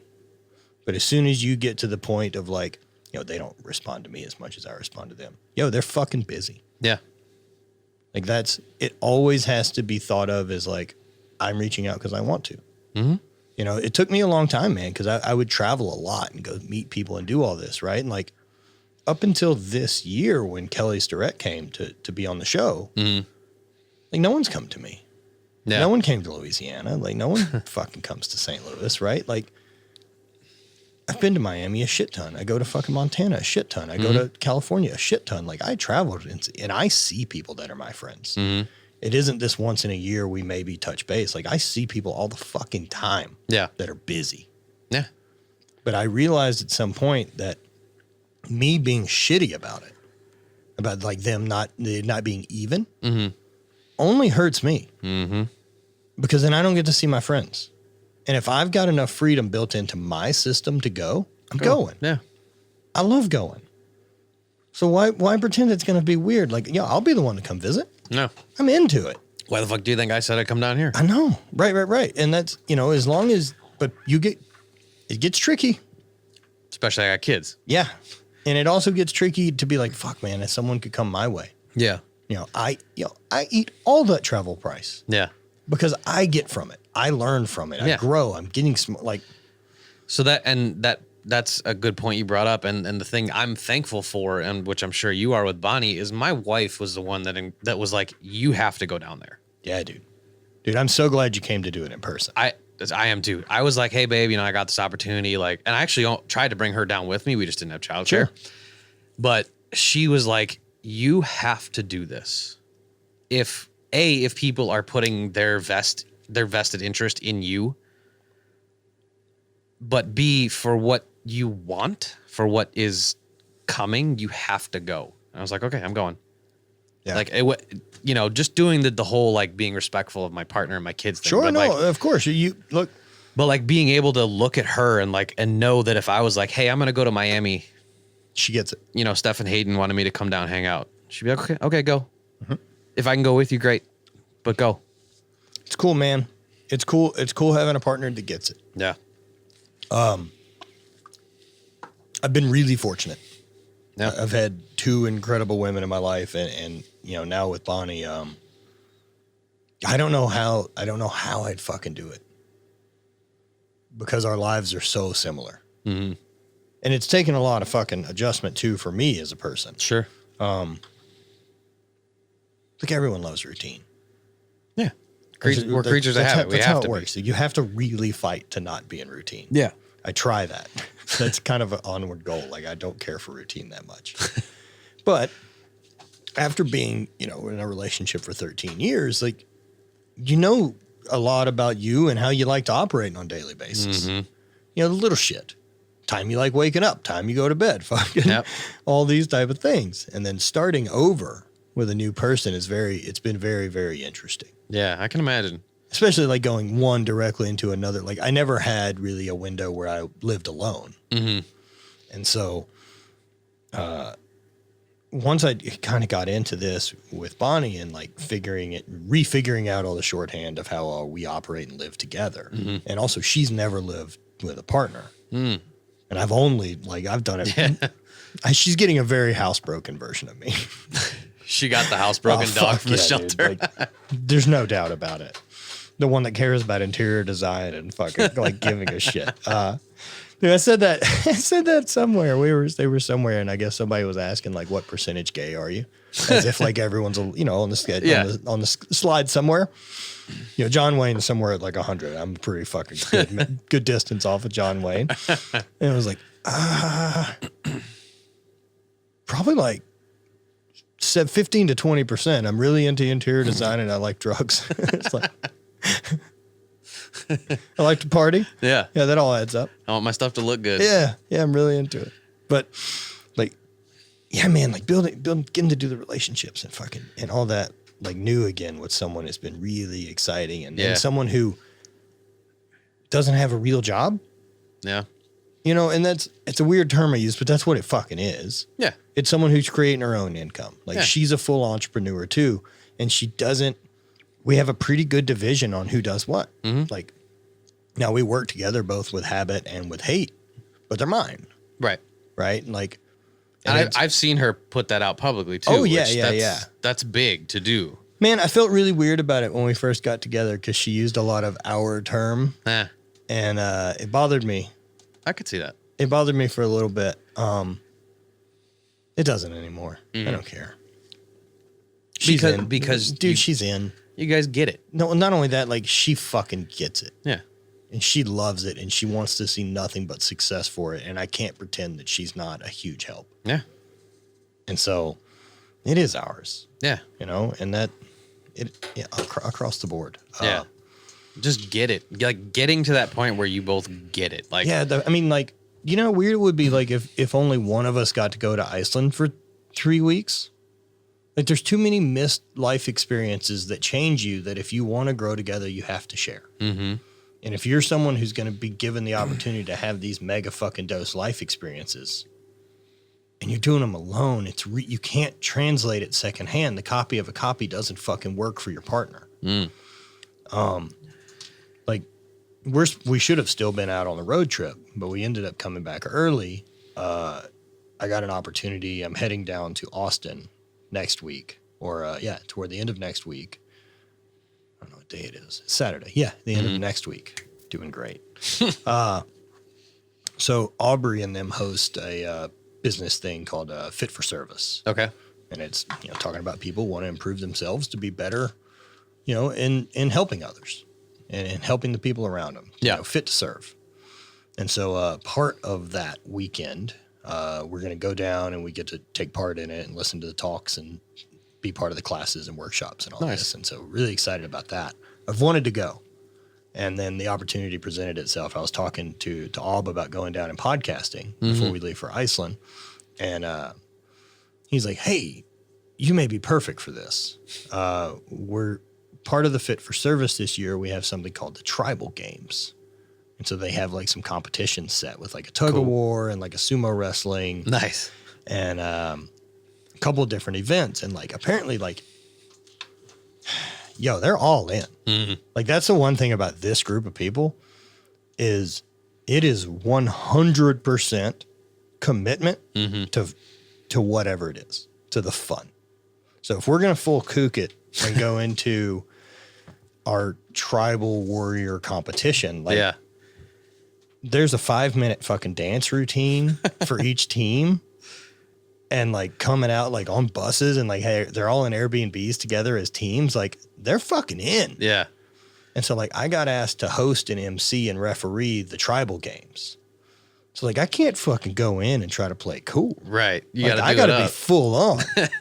Like full on, way out of my comfort zone, full excitement kook. Like I'm there for it, dude. Like, I'm all in of how much it's gonna take. Yeah. That's going to be And- sick though. So fun, right? And like having that experience and like getting to do that and be around those people and hear the way they talk and like them especially.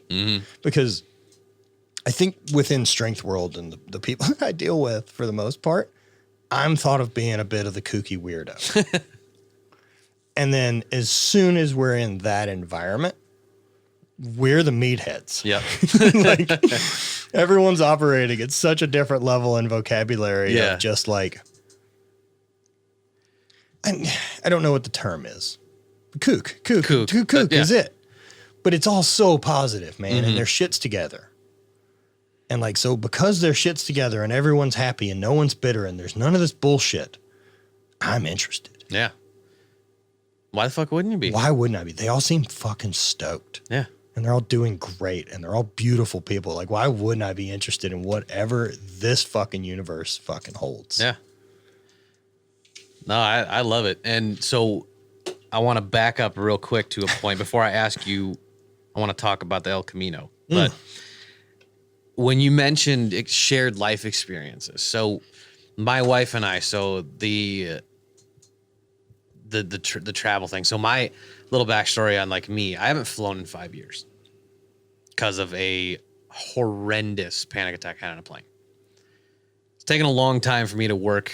We're flying to Vegas this year, so it's gonna be so things are good. But throughout that time where I didn't fly, I held her back from going places because she wanted to do it together. But that changed. She had an opportunity to go to we had an opportunity to go to Maui.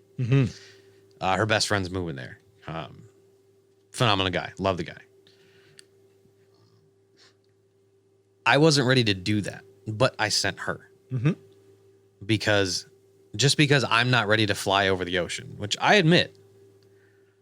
That's but I will. Super fascinating to me because I don't think anything of it. Yeah. Like I so don't think anything of it. Dude, like I don't even have an opinion about it. I have no idea why that, like, it's a bus in the sky. I couldn't give any so less of a shit. that used to be me before this one flight, and was when my wife was pregnant. But it was just like, it's a plane, it's a means to an end. I never cared until one time. What triggered it? I have no idea. And was it about the airplane that you were like panicked? Like, can you even like, was there a direction from the anxiety? I want to say it was a combination of like not having control over the situation when my wife was pregnant. You know, a lot of anxiety has to do with control. It has to do with, of course. It's controlling the outcome of whatever variable is. I think it also comes down to competency and how to control, right? So that's the part that I didn't learn at the time, was being competent enough to understand the situation in its entirety. So the combination of that, and then, you know, just I never liked planes, but again, it was travel. It was means to an end. And then all of a sudden it became this issue, and then it spiraled into like what level of freak out are we talking about? Near passing out. Yeah, but are you making a scene? No. Okay. I even in the worst panic, I've never made a scene. Okay, so like the flight attendants haven't like made their way to your room. No, none of that. None of that. No, but like, you know, really having to work to breathe and like, you know, that type of thing. Not like, hey, I'm dying, come help me. Yeah. And like I'm just trying to get the level. No, absolutely. I'm happy to share anything. So we landed and fine, you know, whatever. We landed and we're fine. 2 years later, I think I was supposed to fly to LA for work. Same thing happened. No way. So did you fly in between? No, just because of... Okay, so it was just 2 back-to-back flights, though. Yeah. All right. So same thing happened. I get off the plane, and this was for work, so it wasn't my wife, so there's no variable there. Okay. Get off plane, call my boss, like, hey, this happened. I'll get out there. And I'm sitting there like, what is why? I know there's a bigger danger to drive. Mm-hmm. Statistically, there's a bigger danger to drive than there is to fly. Yeah, of course. So consciously, I'm understanding that I'm fine. But somewhere chemically, and this is where we were talking about like plant medicine, stuff like that, like chemically something is telling me this is fucked. Right. And it took me so long to figure out what that was. And I, you know, when I finally got in touch with the right person to help me understand me better, you know, now finally, and this five fucking years later, ready to finally take that step again. So what did we pinpoint? Just the control. It's so there's a study that they do of talking about ego versus emotion. When an event or an action happens, your emotional response is what comes up first. You have to have the wherewithal, the ego, the thought to control the emotion. So if that doesn't happen, that's where the emotion takes over and sends signals to your brain to panic. So I lost control over the ego part. Mm-hmm. Which made me lose control over the situation, which made me have the panic attacks. And like, I didn't know what to think of that, you know, because like I said, consciously, I'm like, it's fine. Like literally, after the panic attack was over, I'm fine. Sure. And then like up until probably this year, you know, there were still panic attacks like once a week, like to the point of where I got my headphones in, listening, and I'm meditating, like having to get away, having to just step away. And then I talked with Steffi and talked to her about her anxiety issues and how she was able to do that. And the thing she told me that I'm trying to work in progress always, is going through it. Whatever it is, you have to do it. The obstacle's the way, man. So that's when I told my wife, I said, hey, I booked us a trip to Vegas and we're flying. I'm gonna expect nothing. I'm not gonna expect anything. Yep. I'm gonna get on the plane. We're gonna fly to Vegas. We're gonna have a rad time for 2 days. We're gonna fly home. Yep. Because that's what needs to happen. So I've always addressed, because I don't run into any non-logical anxiety, I guess would Sure. call it. Yeah. Because I can always address most anxieties and fears with competency and experience. Mm-hmm. Like that's what you're lacking. And that's why you believe there's magic and you don't understand. Like, oh, what if this thing falls out of the sky? Like it fucking can't. That's how wings work. Yeah. They create lift. And as long as you're moving forward, like Yeah. they don't fall. But you had flown a lot prior to that. Like that's the one that fucks me up. Mm-hmm. And it wasn't like some over turbulence. It wasn't a rough flight. No. It was and we had flown. Like you hadn't gotten to a weird thought spiral that triggered No. this. It just fucking all of a sudden you're. Yeah.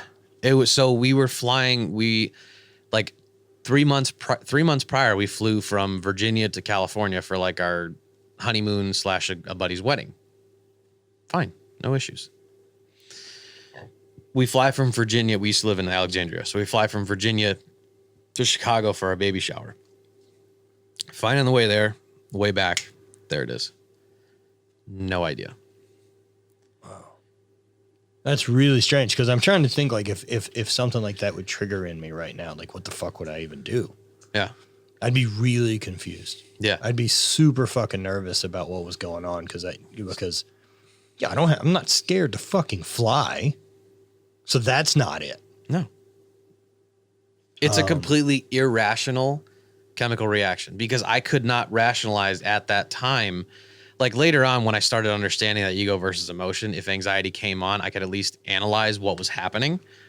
But at that time, I could not rationalize why that came over. Yeah. And it was literally like, what the fuck is wrong? What do I fix?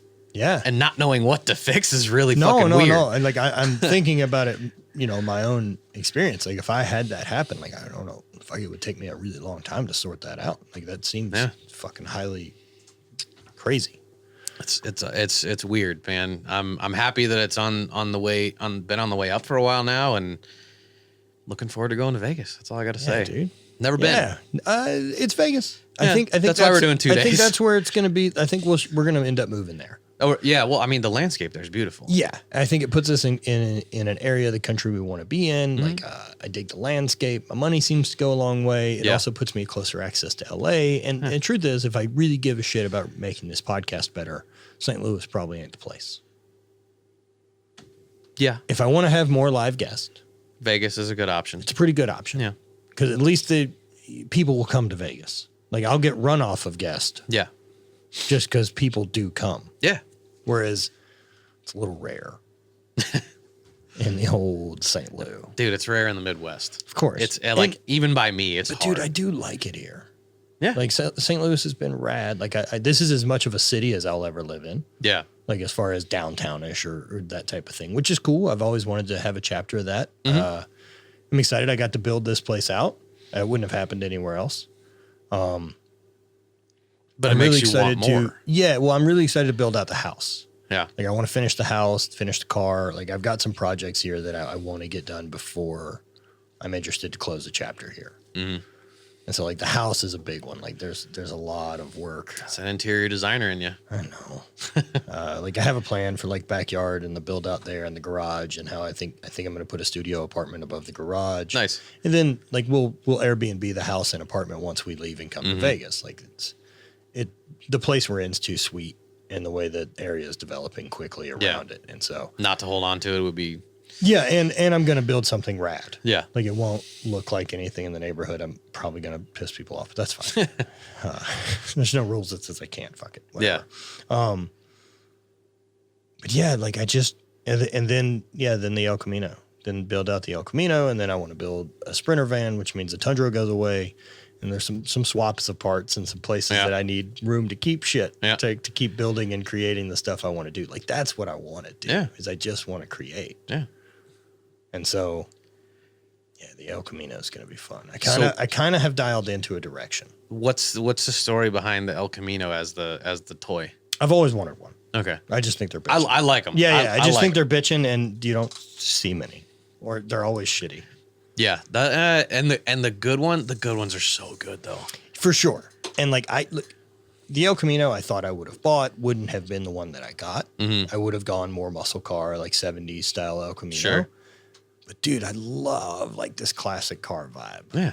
What year is yours? 64. 64. I love this classic car vibe. Even getting to drive it around like right now, like I paid fucking like $8,000 for it. So getting to drive it around, the fact that it runs, Yeah, it's great. it's great. It's so fun to cruise around in. But I'm really excited to breathe some life into it. Yeah. The plan is I've got a guy in Utah, Dave Gilly with Gilly Fab, who's going to help me build it out. And Nice. so I talked to him this morning. It's who I was talking to in the parking lot. I need to get some measurements for the car today so that they can plan to come pick it up. Yeah. So we've got an engine transmission picked. We're going to do an LS3. We're Okay. going to do a T56, so I have a 6-speed. Yep. I like driving a manual. Fucking why wouldn't you? It's a lost art these days, let me Dude, tell you. it's fun. It is. makes driving more mindfulness. I think it makes you a better because driver, too. It also, I have things to do. Yeah. I like the fact that I have to actually drive this fucking piece of machinery. So we'll do that. And I think we're going to get a donor car. Mm-hmm. And Chevy made some all-wheel drive stuff for a while. Okay. So whether it was an Astrovan or they did the Cyclone or Yep. a couple things that had all-wheel drive. So we're going to jack those parts so that we can do an all-wheel drive El Camino. Nice. Because that's the only problem with them. Yeah. Is you can't fucking do anything because there's no weight in the ass Yep. end. And so we'll mini tub the rear, put like a 15-inch wide tire, and then have it all-wheel drive. You could drive And, it. and about mid 600 horsepower is the plan. Oh, that'd be a lot of fun. Yeah, it seems like a real stupid car. I'm into it. Though so I've got two that would be my ultimate builds, and my grandfather was he owned a shop, machine shop, big car guy, like the first guy that got me into building model cars and learning about them and stuff. The two that I have always, or three, I guess, that I've always been infatuated with is the 64 Continental. It's a fun car, man. That thing, The big suicide doors and yeah. in the right like gunmetal or matte finish or like what is it? What do they call that? Exposed carbon. Mm-hmm.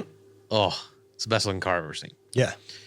It's an interesting car to do like a nude carbon on Yeah, because it shouldn't exist. it shouldn't. No, but I dig it. Yeah. The other one would be a 66 GTO. With the one with the stacked head and tail lights, and swap the engine out for a 454 big block. And if I had a third one, 55 F100. That's a cool car. That is the most bad looking truck when done right, because it's like the El Camino. There's some shit ass ones out there. You see, I hope I try to keep it looking as like classic car look as I can. Yeah. I don't want to do weird wheels or make it look too modern that way. I want more classic car. Yeah. But I want to know that if I want to stomp that bitch, Oh, you can hump it. Yeah. Yeah. And that said, so that would be the same thing that I would do. 4-wheel burnouts? Yeah. Fuck yeah. That would be the same thing like with the truck. I wouldn't want to do it up. I'd want it to look worn. Yeah, Torn, tattered. Kind of the derelict look. Like, Yeah. There's a good look with that too. Yeah. It's been done so much, and guys like Jonathan Ward with like his company Icon 4x4 do such great jobs of it. Mm-hmm. There's some brilliant companies out there that do those. I lean more toward like more like his like almost resto mod. Okay. But I don't like the grand touring style build with the wheels that they use for stuff like that. I really like his resto mod on like FJs and Broncos is so fucking good. Yeah. Like those cars are incredible. Yeah. I mean, that's why they're fucking $200,000. Fucking one day. You know, I've got some friends that are rich. Yeah. I'm a long way from it. However, it seems like it'd be pretty cool. Yeah. So I'd like to figure out at least some point in my life where I get to have an exorbitant toy. amount or an exorbitant amount of money. Yeah. Is more what I'm interested that in. too. I'm interested more in rich than the thing. Yeah. I like the opportunity and options that come from rich. I mean, I'm far from it myself, but the appeal to me is It's the ability to do whatever the fuck you want. exactly.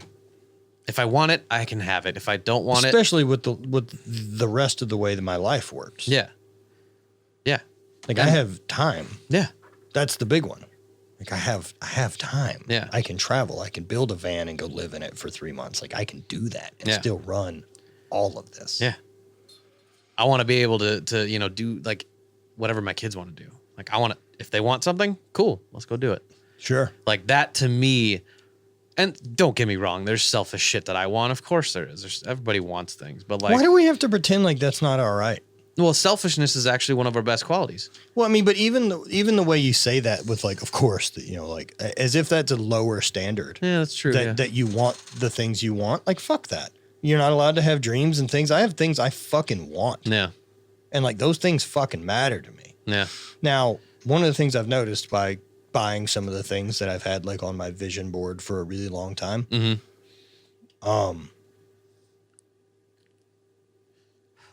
once I have them, I don't have a ton of sentimental value.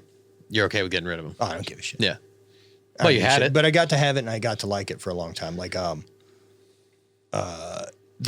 watch I wear, this has been something I've wanted for a really, really, really, really long time. And when I was able to actually buy one, I was very, very proud of that. And then I got a second one not too long after as a gift from Bonnie for finishing up dope in the studio and everything like that. And that's the one I wear now because that one Means a little bit Yeah. more, right? Like that was a fucking gift. Like Yeah. not only that, like not only did I get a dream item, but I got it from my partner. Yeah. Like I know it's expensive. I fucking know Yeah. how hard it is to fucking earn one of these goddamn things. And so my other one, when Kelly was here, he's got a watch that he wears and has worn a long time, a Bell & Ross. It's a super good looking watch and had to send it off and they were taking a long time to fix it. And so he was like, fuck, I don't have a watch to wear. It sucks. I was like, well, shit, take this one. And like, so that he's got it and he's been wearing it. And like, we've been laughing about it and like, I don't fucking care if I ever get it back. I don't give a shit. Like the relationship I've had with him has been so fucking wildly valuable to me that like, yeah, I don't care. Yeah. And he's like, man, things have gone good since I've had the watch. And like, he's kind of mentioned like wanting to buy it off of me. And like, I'm no interest in selling it, but I don't ever need it back. Right. I don't care that if you consider that your watch. Like, he laughed and he's like, I think it's a Horcrux. I was like, fuck yeah. I'm super into it. I would just relate that to, it's like, it's one thing on a list that you got to just, I did that. Dude, but in a good way. And I love it. 'Cause then there's more. Yeah. I mean, I didn't go and buy that thing like the first chance I could buy that thing. I bought it when I could afford that thing. When the money was there. Where me buying that thing doesn't make any difference in my life. Yes. Right? Like I didn't save up for it. It was like, oh yeah, I guess I could probably buy one of those now. So I did. And I did, yeah. Yeah. I mean, shit, we've all made mistakes with money. I think that's the thing that's hardest to learn is like, it's a lot easier making more of it. yeah. That's the one thing I've figured out. Yeah. Is the more I make of it, the better I seem to manage it. Oh man. What else did I have on here? I think I had a couple. That's really it. The El Camino was the last topic that I had. I mean, I don't know. Didn't really follow anything, but this has been cool, man. Man, it's been really good. I think I'm going to air it anyway on our channel. I appreciate that. Yeah, I really do. Coming down here, getting this experience, like, and for folks listening out there, like, I'm going to tell you straight up. So Matt did not pay for me to come down here. Hayden did not pay for me to come down here. I spent my money to come down here because somebody that I respect, somebody that I have built a friendship with, told me to come down here to talk to Matt. Meaning it's very fucking worth my time, which it definitely has been. And not just the conversation, but seeing, like we said, seeing this. Now I want one. Like I have my version of the gym, but I don't have this. No, it's different. So now I want this. And that's dude, that's like me getting to go play in Rob's thing, right? Or go down to Miami. Like I call that now, like my friends, they're fucking universe builders. And like recognize who in the group's the universe builder.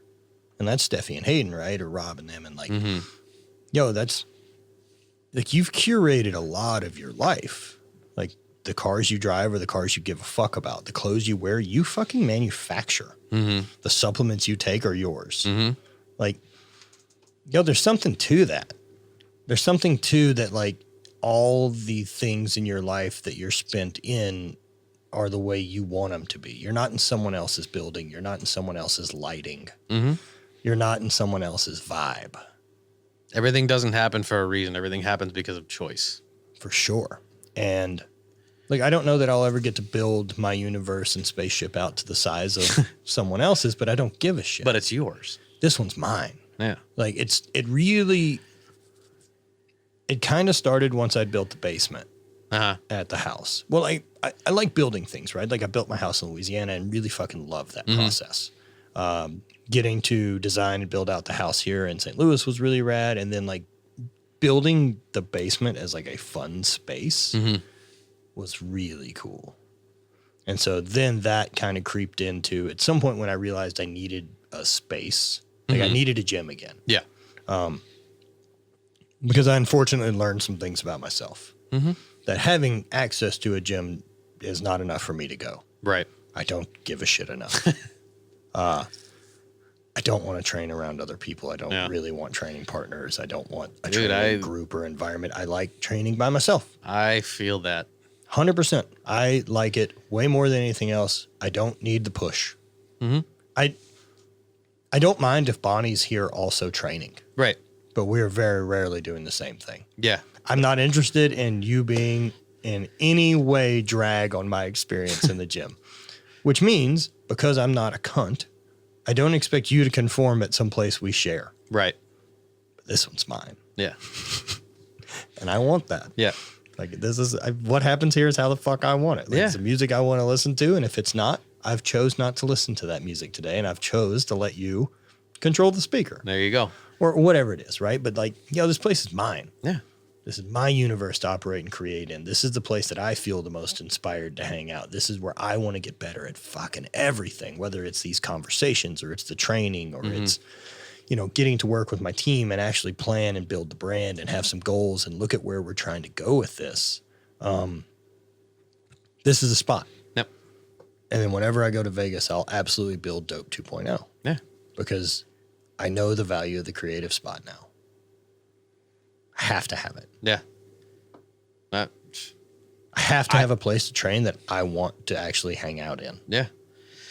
It's funny because we did the same thing. So when the pandemic hit and all the gyms are closed, I needed a place to train because that's my outlet. That's if I go there for an hour, I'm better in every way. 9.5 by 12.5 foot shed in my backyard is my gym. Hell yeah. It has everything I need. It has a rack. I can deadlift in there, squat, bench.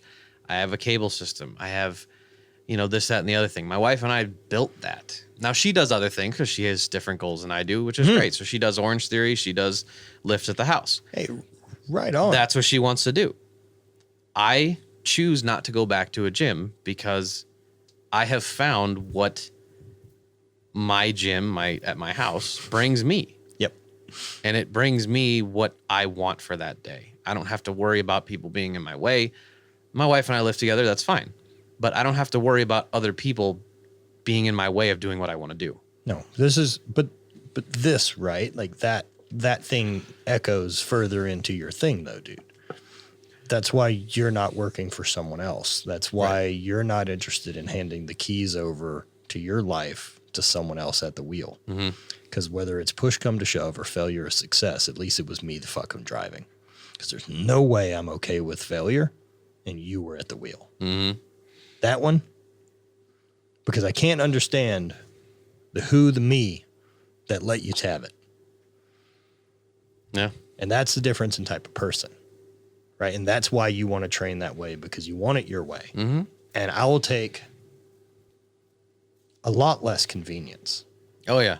A lot less convenience of training in a shed by yourself than going to Globo Gym, difference in equipment, all these type of things. You dream about these perfect build outs of basements or garages, but anyone who has one's been building one for fucking 10 years. Yep. And it's never done. No.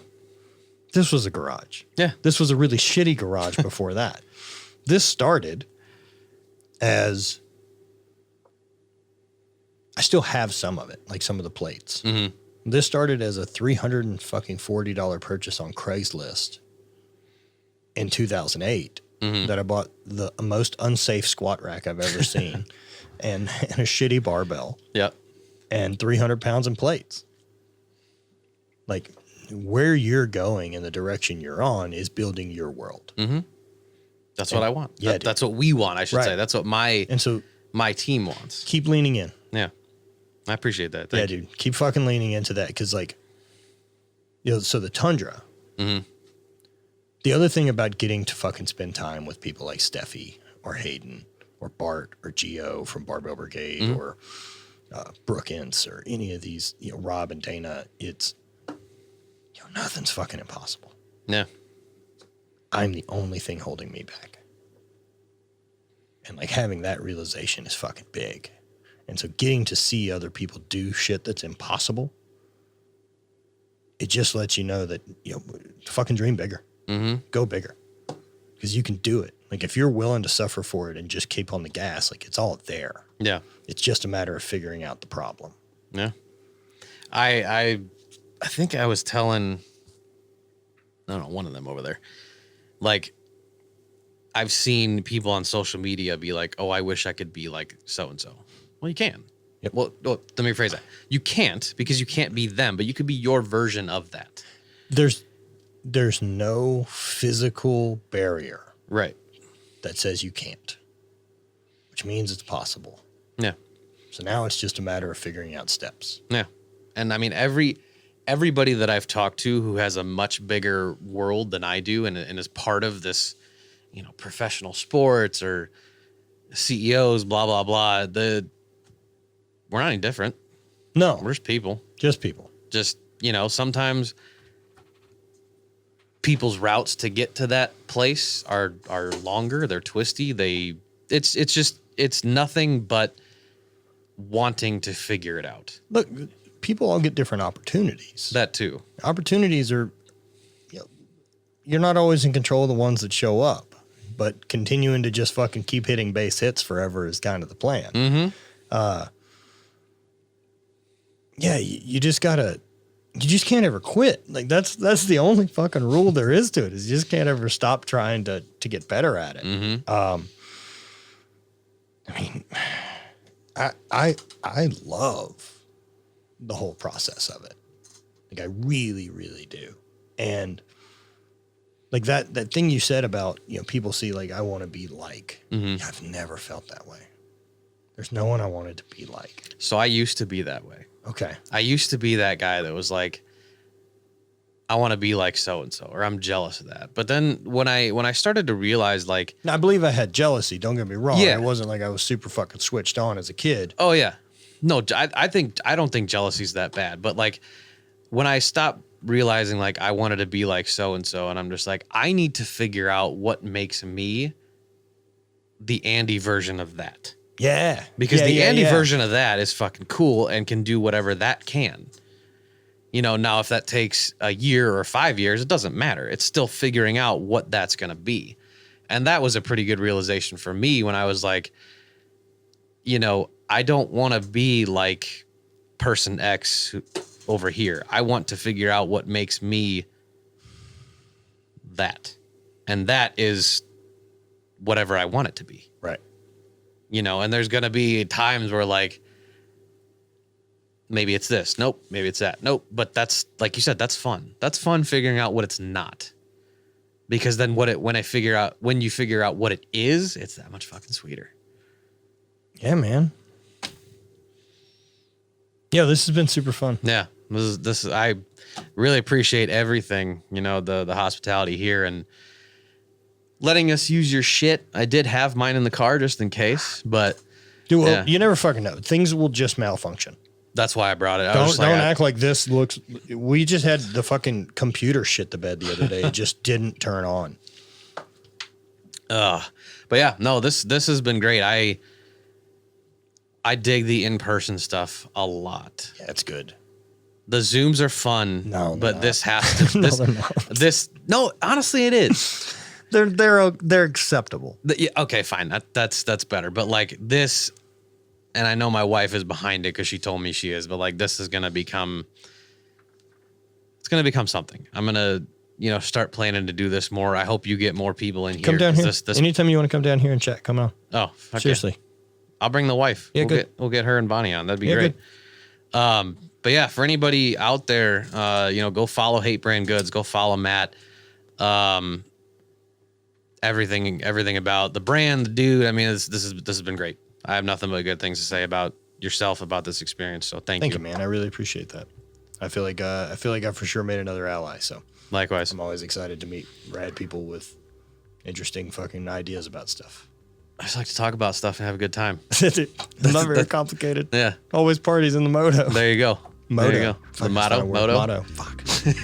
Blew it right there at the end. That's all right.